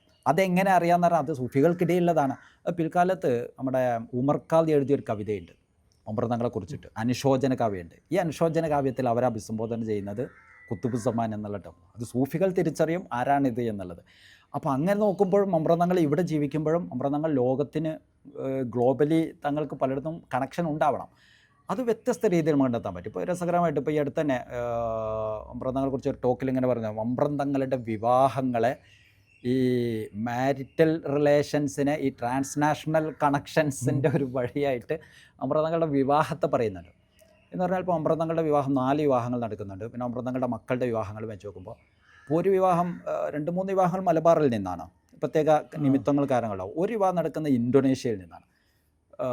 ഇന്തോനേഷ്യയിൽ അതോ മലേഷ്യയിൽ തിമോർ എന്ന് പറഞ്ഞാൽ തിമോരിയ, ആയിഷ തിമോരിയ, ഇവരുടെ ഖബർ ഇപ്പോഴും മമ്പ്രത്തുണ്ട്. അപ്പോൾ എങ്ങനെ മമ്പ്രത്തങ്ങൾ ഈ തിമോറിൽ നിന്ന് ഒരു വിവാഹം കഴിക്കുന്നു? അത് മമ്പ്രത്തങ്ങളുടെ ഒരു ലോകം എന്ന് പറയുന്നത് അത് വ്യത്യസ്ത ദേശങ്ങളാണ്. മമ്പ്രത്തങ്ങളുടെ മകളുടെ ഒരു ഷെരീഫ ഫാത്തിമ പറഞ്ഞിട്ട് അവർ വിവാഹം ചെയ്യുന്നത് ജിദ്ദയിൽ നിന്ന് ഒരാൾ വന്നിട്ടാണ്. അത് ആ ഒരു കണക്ഷൻ നിൽക്കുന്നുണ്ട്. ഈ വിവാഹത്തിലൂടെ തന്നെ മമ്പ്രത്തങ്ങളുടെ ആ ഒരു ട്രാൻസ്നാഷണൽ കണക്ഷൻസിനെ നമുക്ക് കണ്ടെത്താൻ പറ്റും. അതിലപ്പുറം രസകരമായിട്ട് എനിക്ക് തോന്നിയൊരു സാധനം, മമ്പ്രത്തങ്ങളുടെ ഈ കറാമത്തുകളായിട്ട് പറയപ്പെടുന്ന ഒരുപാട് കഥകൾ. ഈ കഥകളുടെ ഒരു ഭൂമിശാസ്ത്രം എന്ന് പറയുന്നത് മലബാറല്ല. പല കഥകളുടെയും ഭൂമിശാസ്ത്രം, അതിൻ്റെ ലൊക്കേഷൻ, ഒരു ജിയോഗ്രാഫിക്കൽ ലൊക്കേഷൻ ഉണ്ടല്ലോ, അത് മലബാർ അല്ല. എന്ന് പറഞ്ഞാൽ ഇപ്പോൾ ഇന്ത്യയുടെ വ്യത്യസ്ത ഭാഗങ്ങളിലേക്ക് നമുക്ക് അതിനെ കണക്ട് ചെയ്യാൻ പറ്റും. ഇപ്പോൾ ഏറ്റവും സിമ്പിളായി പറഞ്ഞാൽ ഇപ്പോൾ പാങ്ങൽ അഹമ്മദ് മുസ്ലിയാർ അമൃതങ്ങളുടെ 100 കറാമത്തുകളെ സമാഹരിച്ചു കൊണ്ടൊരു മൗലിദ് എഴുതിന്. അമൃതങ്ങളെക്കുറിച്ചുള്ള ഒരു പക്ഷേ ഏറ്റവും വലിയൊരു മൗലിദ് അറബിയിലൊരു സോഴ്സാണ് ഇതാണ്. ഈ കറാമത്തുകൾ ഇപ്പോൾ അതിൽ പറയുന്ന ഒരു സാധനം ഈ ശ്രീലങ്കയായിട്ട് ബന്ധപ്പെട്ടിട്ട് ഇപ്പോൾ തങ്ങളെ ഓർക്കുന്നുള്ള ചരിത്രങ്ങൾ, അഥവാ അവിടെ പോകുന്ന ഒരാൾ നോക്കുമ്പോൾ അവിടെ പോയിട്ട് തങ്ങൾ നിരന്തര സ്ഥലമായിട്ട് ബന്ധപ്പെടുന്ന ഒരു സാധനം ഇയാൾക്ക് ബോധ്യമാകുന്നൊരു ഇതുണ്ട്. ഇപ്പോൾ ചില ഒരു ഘട്ടം പറയുന്നുണ്ട്, ഒരാൾ ഇപ്പോൾ ഒരു ബൈത്താൻ മുഹമ്മദ് മുസ്ലിയാരുടെ മമ്പ്രതങ്ങളുടെ ഒരു ശിഷ്യനാണ്. അപ്പോൾ മമ്പ്രതങ്ങൾ ഇവിടെ നിന്ന് ചില ഘട്ടത്തിൽ ആളുകളിൽ നിന്ന് പണം പിരിക്കുന്നത് ഇദ്ദേഹം കാണും. പള്ളി ഉണ്ടാക്കാനാണെന്നാണ് പണം പിരിക്കുന്നത് മമ്പ്രതങ്ങൾ. അപ്പോൾ ഇയാൾക്ക് മനസ്സിൽ ഭയങ്കര ഒരു കൺഫ്യൂഷൻ. അപ്പോൾ ഇത് മമ്പ്രതങ്ങൾ അറിയുന്നു, മമ്പ്രതങ്ങൾ ചോദിക്കുന്നൊന്നുമില്ല. അപ്പോൾ എന്തിനാണ് ഇങ്ങനെ കാശ് പിരിക്കുന്നത്? പള്ളി ഉണ്ടാക്കാനാണ് പറയുന്നത്. അപ്പോൾ ഈ ബൈത്താൻ മുഹമ്മദ് മുസ്ലിയാർ ഒരിക്കൽ പറഞ്ഞു, ഞങ്ങൾ ഇപ്രാവശ്യം ഹജ്ജിന് പോകണമെന്ന് മമ്പ്രതങ്ങൾ ഇയാളോട് പറയാം, ബൈത്താൻ മുഹമ്മദ് മുസ്ലിയാരോട്. അയാൾ ഹജ്ജിന് പോയപ്പോൾ അവിടെ ഒരു പണി നടക്കുന്നുണ്ട് ഒരു പ്രത്യേക സ്ഥലത്ത്. അപ്പോൾ ഇതാരാണ്? ഇത് മലബാറിൽ നിന്നുള്ള ഒരാളാണ് പള്ളി ഉണ്ടാക്കുന്നത്. അപ്പോൾ അങ്ങോട്ട് തിരിച്ചു വന്ന അമൃതങ്ങൾ ചോദിക്കണം, ബൈത്താനെ നിൻ്റെ ശൈത്താൻ പോയോ നിൽക്കുന്നത് എന്ന് പറഞ്ഞാൽ അവർക്കതിലൂടെ തന്നെ കൺഫ്യൂഷൻ മാറുന്നു. അമൃതങ്ങൾ മലബാറിൽ ഉണ്ടാകുമ്പോഴും ശ്രീലങ്കയായിട്ട് ബന്ധപ്പെട്ട സംഭവങ്ങളാണെന്നോ, ഇന്ത്യയുടെ നോർത്ത് ഇന്ത്യയുടെ പല ദേശത്തും ഒരാളെ പറയുന്നുണ്ട്, അതിൻ്റെ ഉത്തരേന്ത്യയിലൊരു സ്ഥലമാണ് പറയുന്നത്. അപ്പോൾ ഒരു മനുഷ്യൻ, അയാൾക്ക് വലിയൊരു പണക്കാരനാണ്, അപ്പോൾ അയാളെന്തോ ധർമ്മഷ്ടനോ ഇതൊക്കെ ആയിട്ട് ചെയ്യുന്ന ആളാണ്. അപ്പോൾ ഒരിക്കൽ തങ്ങളുടെ വീട്ടിൽ വന്നിട്ട് ഒരാൾ ഒരു കംപ്ലയിൻറ്റ് പറയുന്നുണ്ട്, എന്തോ സാധനം മോഷണം പോയതോ വേറെ എന്തോ ഒരു നഷ്ടം പറയണം. അപ്പോൾ പറയുന്ന ഒരു സാധനം കൊടുത്തിട്ട് നിങ്ങൾ ഇത് ഇന്ന സ്ഥലത്ത് കൊണ്ടുപോയിട്ട്, ഉത്തരേന്ത്യയിലെ സ്ഥലം പറയുന്നത്, അവിടെ കൊണ്ടുപോയിട്ട് അയാൾക്ക് ഇങ്ങനെ ഒരാളുടെ അയാൾക്ക് കൊടുക്കണം. അപ്പോൾ അയാൾ ഒരുപാട് വിശുദ്ധരന്മാരെ കണ്ട് രോഗം ചികിത്സ ആയിട്ട് ഒന്നും ആവാതെ കഷ്ടപ്പെട്ടിരിക്കുക. അതിനിടയിലാണ് മലബാറിൽ നിന്ന് തങ്ങളുടെ അടുത്ത് മറ്റൊരാൾ വരികയാണ്, എൻ്റെ എന്തോ മോഷണം പോയിന് അല്ലേ മറ്റോ. അപ്പോൾ ഇത് കിട്ടാനുള്ള പരിഹാരം എന്താ പറയുന്നത്, ഈ ഒരു സാധനം ഇന്ന സ്ഥലത്ത് കൊണ്ടുവരിക. അവിടെ ആണെങ്കിൽ അയാൾ വെയിറ്റ് ചെയ്തിരിക്കുകയാണ്, എനിക്കൊരു ചികിത്സ സാധനം കിട്ടണമെന്ന്. അപ്പോൾ അവിടെ പോയി കൊടുക്കുന്നു, അത് അയാൾക്ക് അനുഗ്രഹമാകുന്ന അയാളെ രോഗം ഭേദമാവുന്നു, ഇയാൾക്ക് ഇവിടെ വരുമ്പോൾ ഇയാളുടെ സാധനം തിരിച്ചു കിട്ടുന്നു. അപ്പോൾ ഇയാൾ തങ്ങളുടെ കണക്ഷൻസ് പറയുന്ന ഈ കറാമത്തുകളെ വെച്ചിട്ട് തങ്ങളുടെ ഈ ട്രാൻസ്നാഷണൽ കണക്ഷനുകളെ നമുക്ക് രസകരമായിട്ട്, അത് മറ്റൊരിതാണ്. കാരണം പുതിയ കാലത്തെ ചരിത്രത്തിൻ്റെ ഉപദാനങ്ങളായിട്ട് നമ്മൾ ഓർമ്മകൾ വെക്കും. ഇതേപോലെയുള്ള കറാമത്തുകളൊക്കെ ചരിത്രത്തിൻ്റെ പല രീതിയിലുള്ള ഉപദാനങ്ങളാണ്. ആ രീതിയിൽ നമുക്ക് അതിനെ വികസിപ്പിക്കാൻ പറ്റും. അപ്പോൾ അത് മമ്പ്രന്തങ്ങളിൽ മാത്രം. ഫതിൽത്തങ്ങൾ എന്ന് പറയുന്നത് ഈ സൗത്ത് ഏഷ്യൻ സ്റ്റഡീസിലും മറ്റൊക്കെ ഒരു അധ്യായം തന്നെയാണ്. ഫതിൽത്തങ്ങൾ ഞാൻ പറഞ്ഞല്ലോ, മമ്പ്രന്തങ്ങൾ നാടുകടത്താൻ ബ്രിട്ടീഷുകാർ പല അജണ്ടകളുണ്ടാകുന്നു. പക്ഷെ അത് സാധിക്കുന്നത് ഫതിൽത്തങ്ങൾ വരുമ്പോൾ 1844 മമ്പ്രന്തങ്ങൾ മരിക്കുന്നു. അതിന് ശേഷം ഫതിൽത്തങ്ങൾ നേരെ അറേബ്യയിലേക്ക് പോയിട്ട് ഒരു 4 വർഷം അവിടുന്ന് പഠിക്കുന്നുണ്ട്. അപ്പോൾ 1848 തിരിച്ചു വരുമ്പോഴേക്ക് ഇവരുടെ ലീഡർഷിപ്പിന് ഇങ്ങനെ ദാഹിച്ചിരിക്കുകയാണ്. അപ്പോഴാണ് ഫലിതങ്ങൾ വരുന്നത്. ഫലിതങ്ങൾ പിന്നെ അത്രമാത്രം അതിൻ്റെ ലീഡർഷിപ്പിലേക്ക് വരുന്നു. മമ്പ്രന്തങ്ങളെക്കാൾ ഈ ആൻറ്റി കൊളോണിയൽ വിഷയത്തിലൊക്കെ വളരെ ഒരു ആർഡൻ്റായിട്ട് സ്ട്രോങ് ആയിട്ട് നിന്നിരുന്ന ആളാണ് ഫലിതങ്ങൾ. അപ്പോൾ എത്രയും പെട്ടെന്ന് ഫലിതങ്ങളെ നാട് കടത്തിയേ പറ്റുമെന്ന് അവർ തീരുമാനിക്കുന്നുണ്ട്. സ്ട്രെയിഞ്ച് റിപ്പോർട്ട് അവരൊക്കെ അന്ന് കൊടുക്കുന്നത്, ഇവിടുത്തെ സയ്യിദ് ലീഡർഷിപ്പിനെ നാട് കടത്തിയാലേ നമുക്കിവിടെ വേണ്ടതുപോലെ നിൽക്കാൻ പറ്റൂ എന്നുള്ള. ബ്രിട്ടീഷുകാർ ഈ സയ്യിദ് ലീഡർഷിപ്പിന് അത്രമാത്രം അവർ ഉന്നം വെക്കുന്നുണ്ട്. ഞാൻ പറഞ്ഞല്ലോ, നേരത്തെ മമ്പ്രന്തങ്ങൾ വന്നുടനെ അവർ പദ്ധതി ഇരുന്നു. പക്ഷെ അതിനിടയിൽ മമ്പ്രന്തങ്ങളെ ഒരു അറസ്റ്റ് ചെയ്യുന്നൊരു ഘട്ടമൊക്കെ ഉണ്ടാവുന്നുണ്ട്. പക്ഷെ അവർക്ക് നാട് കടത്താന്നുള്ളത് അവർക്ക് പറ്റുന്നില്ല. പക്ഷെ ഫതിൽത്തങ്ങൾ വന്നോ ലീഡർഷിപ്പിലേക്ക് കുത്തനങ്ങ് കയറിയതോടെ അവർ ഒരു പുതിയ റിപ്പോർട്ട് ഈ വിഷയത്തെക്കുറിച്ച് പഠിക്കാൻ ഒരാളെ നിയമിക്കുന്നുണ്ട്, സ്ട്രെയിഞ്ചിനെ. അയാൾ പഠിച്ചിട്ട് സമർപ്പിക്കുന്ന റിപ്പോർട്ട് ഇതാണ്: ഈ സയ്യിദ് ലീഡർഷിപ്പിനെ നാട് കടത്തിയാലേ ഇനി നമുക്ക് അതിജീവനമുള്ളൂ എന്നാണ്. അങ്ങനെയാണ് 1852 ഫതിൽത്തങ്ങൾ അവർ നാട് കടത്താൻ തീരുമാനിക്കുന്നു. പക്ഷെ നാട് കടത്തുമ്പോഴും നേരിട്ടങ്ങ് നാട് കടത്തിയാൽ ഇവിടെ പ്രശ്നവും നമ്മൾക്കെതിരെ അത് അപകടം വരും. അപ്പോൾ ഉണ്ടാക്കുന്ന ഒരു അജണ്ട, ഒരു എന്താ പറയുക, തിരക്കഥയുണ്ട്. എന്ന് പറഞ്ഞാൽ തങ്ങളെ സ്വാധീനിക്കാൻ മറ്റു ചില പറഞ്ഞേക്കാം. അതാ, ഇനി തങ്ങൾ ഇവിടെ നിന്നാൽ നാട് കടത്തും, അതുകൊണ്ട് തങ്ങൾ സ്വന്തം പിരിഞ്ഞു പോവണം. അപ്പോൾ ജനങ്ങൾക്കിടയിൽ എന്ത് കൊടുക്കണം? തങ്ങൾ ഹജ്ജിന് പോയതാണ് എന്നുള്ളൊരിത് കൊടുക്കണം, അല്ലെങ്കിൽ അവിടെ വിഷയമാണ്, അവർക്ക് നിലനിൽപ്പിൻ്റെ വിഷയമാണ്. അപ്പോൾ ആ രീതിയിലൊക്കെ ഒരു തിരക്കഥ ഒരുക്കിയിട്ടാണ് മമ്പ്രന്തങ്ങളെ, അതാ ഒരു എക്സൈൽ തന്നെയാണ്, അതാ ഫോഴ്സ്ഡ് എക്സൈൽ തന്നെയാണ് അവിടെ നടക്കുന്നത്. ഫതിൽത്തങ്ങളെ നാട് കടത്തുന്നു, അവർ പോകുന്നു. അവർ പോയിട്ട് മക്ക മദീനയിൽ കുറച്ചു കാലം താമസിക്കുന്നുണ്ട്. പിന്നീട് അന്ന് ഒട്ടോമൻ എംപയറിൻ്റെ സലാലയിലുള്ള ഗവർണറായിട്ട് തങ്ങൾ വരുന്നുണ്ട്. അപ്പോൾ കുറഞ്ഞ കാലത്ത് തന്നെ തങ്ങൾക്ക് അവിടെ വലിയ മാറ്റങ്ങൾ ഉണ്ടാക്കുന്നു, വലിയ സ്വീകാര്യത വരുന്നു. പിന്നീട് പലയിടത്തായിട്ട് അന്നത്തെ ഉസ്മാനി ഒട്ടോമൻ എംപയറിലെ ഭരണാധികാരികൾ തങ്ങളുടെ ഈ ഒരു ഫിഗർ, തങ്ങളുടെ കഴിവുകളൊക്കെ കണ്ടിട്ട് ഉന്നത സ്ഥാനങ്ങൾ കൊടുക്കുന്നുണ്ട്. അവസാനം അന്നത്തെ ഭരണാധികാരിയുടെ അഡ്വൈസറായിട്ട് തുർക്കിയിൽ ഔദ്യോഗികമായിട്ട് തങ്ങൾക്ക് പോസ്റ്റ് എടുക്കുന്നുണ്ട്. 1901 ഫൽതങ്ങൾ മരിക്കുന്നത്. അതുവരെ തങ്ങൾ ഒരു മലയാളിയായ അറേബ്യൻ ഒരു ചക്രവർത്തിയായിട്ടാണ് ഫൽതങ്ങൾ അവിടെ ഉണ്ടാകുന്നത്. പിന്നീട് തങ്ങളുടെ ഈ യാത്രകൾ, ഈ മലബാറിൽ നിന്ന് പോകുന്നവരായിട്ടുള്ള കോണ്ടാക്ട്സ്, അത് മക്കയിൽ തന്നെ ഉണ്ടാകുന്നുണ്ട്. അന്ന് ബ്രിട്ടീഷുകാർ ഈ നാട് കടത്തിയ തങ്ങൾ നാട്ടിലെ തങ്ങളെക്കാൾ പവർഫുൾ ആവണമെന്നൊക്കെ പറയുന്നുണ്ട്. അതാ മക്കയിലേക്ക് പോകുമ്പോൾ ഇവിടുത്തെ വിവരങ്ങൾ അവരറിയും. അപ്പോൾ പിന്നീട് ഇവിടെ ആ ഘട്ടത്തിൽ നാട് കടത്തിയിട്ടും അവർക്ക് പ്രശ്നം പരിഹരിക്കപ്പെടുന്നില്ല, പ്രശ്നം ശക്തമാകുകയാണ്. കാരണം മലബാറിൽ നിന്ന് അന്ന് തന്നെ ഹജ്ജിനുള്ള യാത്രകൾ വ്യാപകമായിട്ട് ഉണ്ടാകുന്നുണ്ടല്ലോ. അപ്പോൾ ആ ഒരു വിഷയത്തെ അവർ അത്രയും കാണുന്നുണ്ട്. പക്ഷേ അവിടെ പോയതിന് ശേഷം 1 വർഷത്തിന് ശേഷം ഫൽതങ്ങൾ നാട്ടിലേക്ക് തിരിച്ചു വരാൻ ശ്രമം നടത്തുന്നു. 1 വർഷത്തിന് ശേഷം അത് അവിടെ എത്തുമ്പോഴാണ് ഇവരുടെ തിരക്കഥകൾ വ്യക്തമായിട്ട് ബോധ്യമാകുന്നതും എനിക്ക് നാട്ടിലേക്ക് തിരിച്ചു പോകണമെന്നുള്ള ഒരു സാധനങ്ങൾ. അങ്ങനെ 1853-4 കാലങ്ങളൊക്കെ ആകുമ്പോൾ പലതവണ നാട്ടിലേക്ക് തിരിച്ചു വരാൻ ശ്രമിക്കുമ്പോഴും ബ്രിട്ടീഷുകാർ അതിനെ അനുവദിക്കുന്നില്ല. അവരുടെ തീരുമാനമാണത്.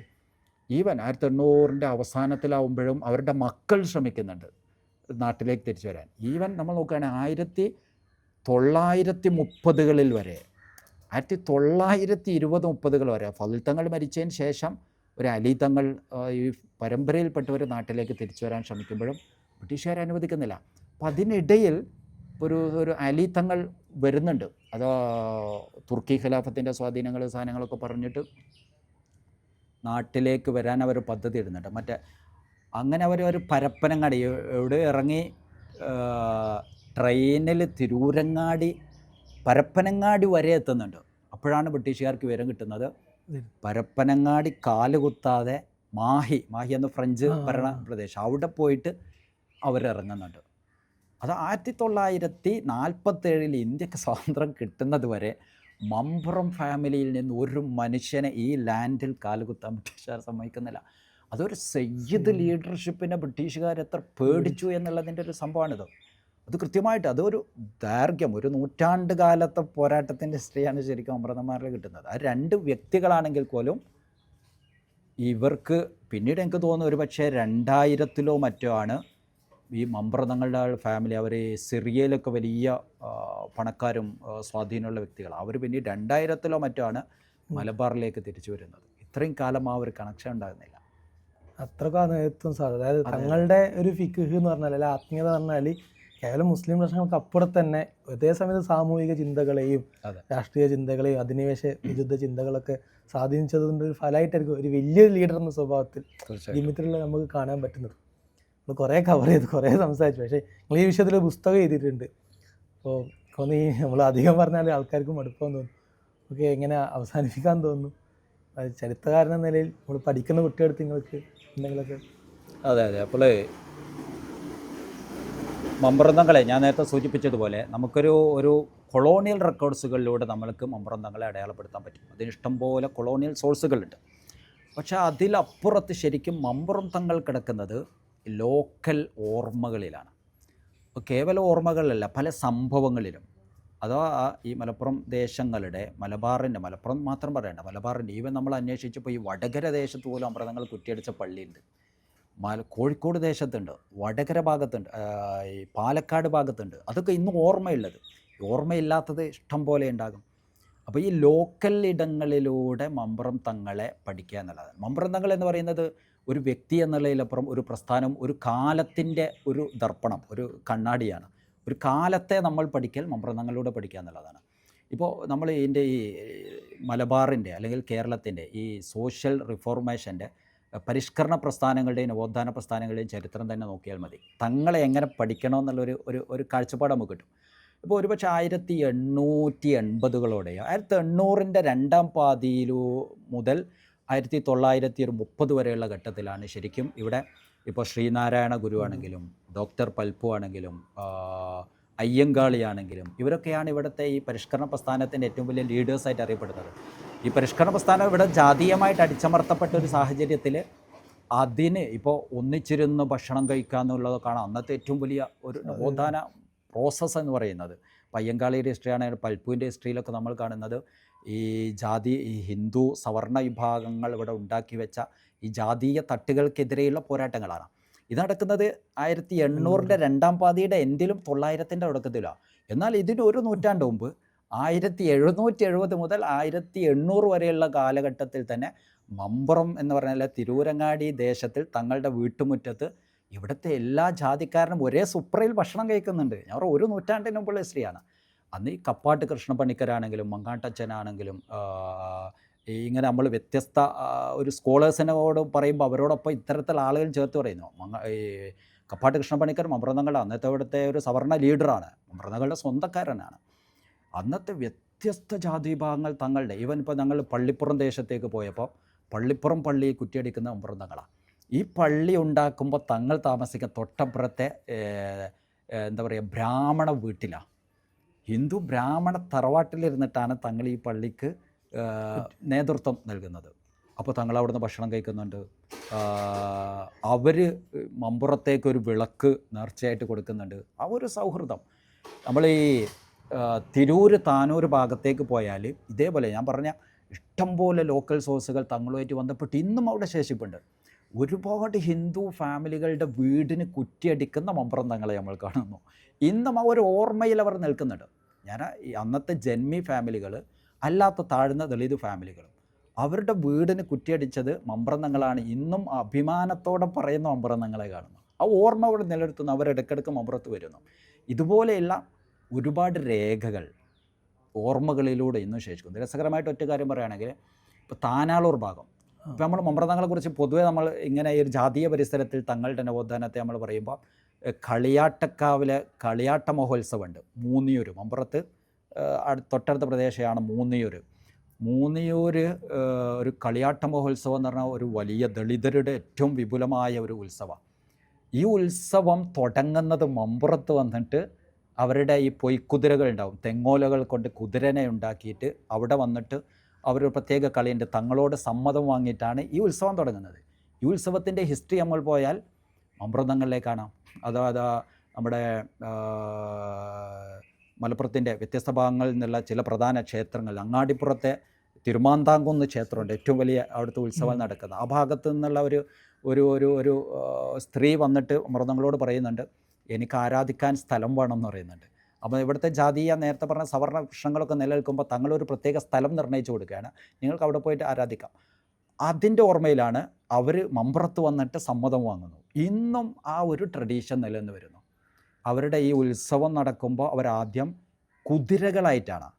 എന്തുകൊണ്ട് കുതിരകൾ? നമ്മളോർത്താൽ മതി, സാധാരണ ഹിന്ദു ഉത്സവങ്ങളിൽ കാളകളുടെയോ മറ്റൊക്കെ ചിത്രങ്ങളും ഇതാണ്. പക്ഷേ ഇവിടെ കുതിരയാണ് അവർ കൊണ്ടുവരുന്നത്. കുതിര ഒരു മുസ്ലിം അല്ലെങ്കിൽ ഇവിടുത്തെ ഒരു യാത്രകളുടെയൊക്കെ ഒരു ട്രഡീഷനായിട്ട് ഇങ്ങനെ ഓർമ്മ നിൽക്കുന്ന സാധനമാണ്. ഇന്നും അവർ ഇതിനെ കുതിര കെട്ടിയിട്ട് വലിയ റാലികളായിട്ട് വ്യത്യസ്ത ഭാഗങ്ങളിൽ നിന്ന് മമ്പുറത്ത് വരുന്നു.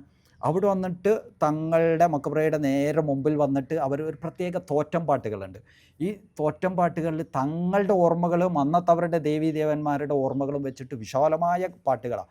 ആ പാട്ട് തന്നെ മതി. പാട്ട് എന്ന് പറയുന്നത് റിട്ടൺ സോഴ്സ് അല്ല, അവിടെ തലമുറകളിലൂടെ കൈമാറി വരുന്നൊരു സോഴ്സാണ്. അതിലൂടെ അവർ ആ ഒരു ഹിസ്റ്ററിയാണ് പറയുന്നത്. ഇതൊരിക്കലും ഒരു ഫാബ്രിക്കേറ്റഡ് ആയിട്ട് ഉണ്ടാക്കപ്പെടുന്ന സാധനമല്ല. തലമുറകളിലൂടെ ജനങ്ങളിൽ ഇതൊന്നും വേണ്ടതുപോലെ കളക്ട് ചെയ്യപ്പെടുകയോ ചരിത്രം രേഖപ്പെടുത്തുകയോ ചെയ്തിട്ടില്ല.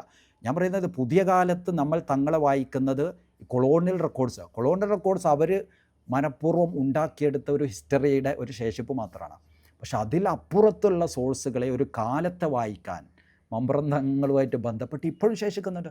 ഇപ്പോൾ നമ്മൾ അന്വേഷിച്ചപ്പോൾ ഈ തിരുമാന്താംകുന്ന് ക്ഷേത്രത്തിൽ, അങ്ങാടിപ്പുറത്തുള്ള ക്ഷേത്രത്തിൽ പോലും അവരുടെ ഉത്സവഘട്ടത്തിൽ ഇതുപോലുള്ള സമാനമായ തോറ്റം പാട്ടുകൾ പാടുന്നുണ്ട്. ഈ പാട്ടുകളിൽ മമ്പുറം തങ്ങൾ വരുന്നുണ്ട്, വ്യാപകമായിട്ട് വരുന്നുണ്ട്. അപ്പോൾ ഇതുപോലെ അന്വേഷണം നമ്മൾ വ്യാപിക്കും തോറും മലബാറിലെ പള്ളികളിൽ മാത്രമല്ല, ഞാൻ പറഞ്ഞത് ഈ ഘട്ടത്തിൽ വരുമ്പോൾ ഒരുപാട് ശേഷിപ്പുകൾ പള്ളികളെ കേന്ദ്രീകരിച്ച് മൗലിദുകളും മാലകളും വരുന്നുണ്ട്. ഇതേപോലെ ഇവിടുത്തെ ക്ഷേത്രങ്ങളിൽ പാടുന്ന പാട്ടുകളും തങ്ങളുമായിട്ട് ബന്ധപ്പെട്ടാണ്. അതാ ഇവിടുത്തെ സൗഹൃദം, ചേർന്ന് നിൽപ്പ്, ഇങ്ങനെ വിശാലമായ സ്ത്രീ. അപ്പോൾ തങ്ങളെ നമ്മൾ പഠിക്കണമെങ്കിൽ ലോക്കൽ ഇടങ്ങളിൽ നിന്ന് തങ്ങളെക്കുറിച്ചുള്ള സോഴ്സുകൾ ഇപ്പോഴും അസ്തമിച്ചിട്ടില്ല. അതെല്ലാവരും അംഗീകരിക്കുന്ന സാധനമാണ്. അപ്പോൾ കഴിഞ്ഞ 200 വർഷത്തിൻ്റെ മലബാറിൻ്റെ നിലനിൽപ്പ് തങ്ങളുടെ ഹിസ്റ്ററി ആയിട്ട് അഭേദ്യമായിട്ട് ബന്ധപ്പെട്ടിരിക്കുകയാണ്. ഇന്ന് നമ്മൾ ആസ്വദിക്കുന്ന ഈ ബൗസരത ആ ഒരു ചേർന്ന് നിൽപ്പിൻ്റെതാണ്. അപ്പോൾ തങ്ങളെക്കുറിച്ചുള്ള പഠനങ്ങൾ പുതിയ കാലത്ത് ഉണ്ടാവേണ്ടത് വലിയൊരു ചരിത്രത്തിൻ്റെ സാധ്യതയാണ്. ലോക്കൽ സോഴ്സുകളിലൂടെ തങ്ങളെക്കുറിച്ച് പഠിക്കുക എന്നുള്ളതാണ്. പിന്നെ ഒരു മാലകൾ, മൗലിദുകൾ, ഒരു 10ഓളം മൗലിദുകൾ തങ്ങളെക്കുറിച്ചുണ്ട്, മാലപ്പാട്ടുകളുണ്ട്. ഇതൊക്കെ ഒരു പക്ഷേ പ്രൈമറി സോഴ്സുകളാണ്. ഇപ്പോൾ ചേറൂർ പടപ്പാട്ടൊക്കെ വരുന്നത് 1845 മമ്പുറം തങ്ങൾ മരിച്ചു 1 കൊല്ലത്തിന് ശേഷം ചേറൂർ പടപ്പാട്ട് വരികയാണ്. തങ്ങൾ അനുഭവിച്ചവരാണ് തങ്ങളെക്കുറിച്ച്. അപ്പോൾ തങ്ങളെക്കുറിച്ച് പഠിക്കാൻ നമ്മൾ ആദ്യം വായിക്കേണ്ടത് ചേറൂർ പടപ്പാട്ടാണ്. ഇതേപോലെയുള്ള മൗലിദുകളാണ്, നാട്ടിലുള്ള ഇത്തരത്തിലുള്ള അനുഭവങ്ങളും ഓർമ്മകളും തോറ്റം പാട്ടുകളുമാണ്. പ്രൈമറി സോഴ്സ്, സെക്കൻഡറി സോഴ്സുകളാണ് ഈ കൊളോണിയൽ റെക്കോർഡ്സുകൾ. അത് മറ്റൊരു തങ്ങളെയാണ് നമുക്ക് പറഞ്ഞു തരുന്നത്. ശരിക്കും ആളുകളുടെ മനസ്സിലുള്ള ഒരു ആദരവിൻ്റെ ചേർന്ന് നിൽപ്പിൻ്റെ ഒരു തങ്ങൾ അത് ലോക്കൽ സോഴ്സുകളിൽ ഇപ്പോഴും ഉണ്ട് എന്നുള്ളതാണ്. അത്തരം പഠനങ്ങളിലേക്ക് നമ്മൾ പോവുക എന്നുള്ളതാണ് തങ്ങളെക്കുറിച്ച് പഠിക്കുമ്പോൾ നമുക്ക് കിട്ടേണ്ടത്. ഇൻഷാ അല്ലാഹ് ഇത് തങ്ങളിൽ നിങ്ങൾ അവസാനിപ്പിക്കുന്നില്ല, നമ്മൾ നിങ്ങളെ ഇനിയും വിളിക്കൂ. നിങ്ങളെ പറ്റി നമുക്ക് വേറെയും പല പുസ്തകങ്ങൾ, നിങ്ങൾ ഒരുപാട് പുസ്തകങ്ങൾ എഴുതിയിട്ടുണ്ട്. അപ്പം പല വിഷയങ്ങൾ നമുക്ക് ഇനിയും സംസാരിക്കാം. നിലവിൽ നമുക്ക് തങ്ങളിവിടെ പറഞ്ഞു തീർക്കാം, ഇനി വായിച്ചിട്ട് നമുക്ക് മനസ്സിലാക്കാൻ വിചാരിക്കുന്നു. അവസാനിപ്പിക്കാൻ തോന്നുന്നു. ഇൻഷാ അല്ലാഹ്. നിങ്ങൾ ഇതുവരെ ഇത് കണ്ടിട്ടുണ്ടെങ്കിൽ നിങ്ങളുടെ അഭിപ്രായം കൂടി നമുക്ക് പങ്കുവെച്ചേരി. നമ്മൾ ചോദിക്കേണ്ട ചോദ്യങ്ങളും നമ്മൾ ഡെവലപ്പ് ചെയ്യേണ്ട കാര്യങ്ങളൊക്കെ നിങ്ങൾ പറഞ്ഞു തരി. ഇൻഷാ അല്ലാഹ് നിങ്ങൾക്ക് ഇത് ഇഷ്ടമായിട്ടുണ്ടെങ്കിൽ നിങ്ങളൊരു സുഹൃത്തിന് ഇത് നിങ്ങൾ ഷെയർ ചെയ്ത് കൊടുക്കുക, സബ്സ്ക്രൈബ് ചെയ്യും. അസ്സലാമു അലൈക്കും. ആ മതി, സബ്സ്ക്രൈബ് ചെയ്യ്. Okay bye.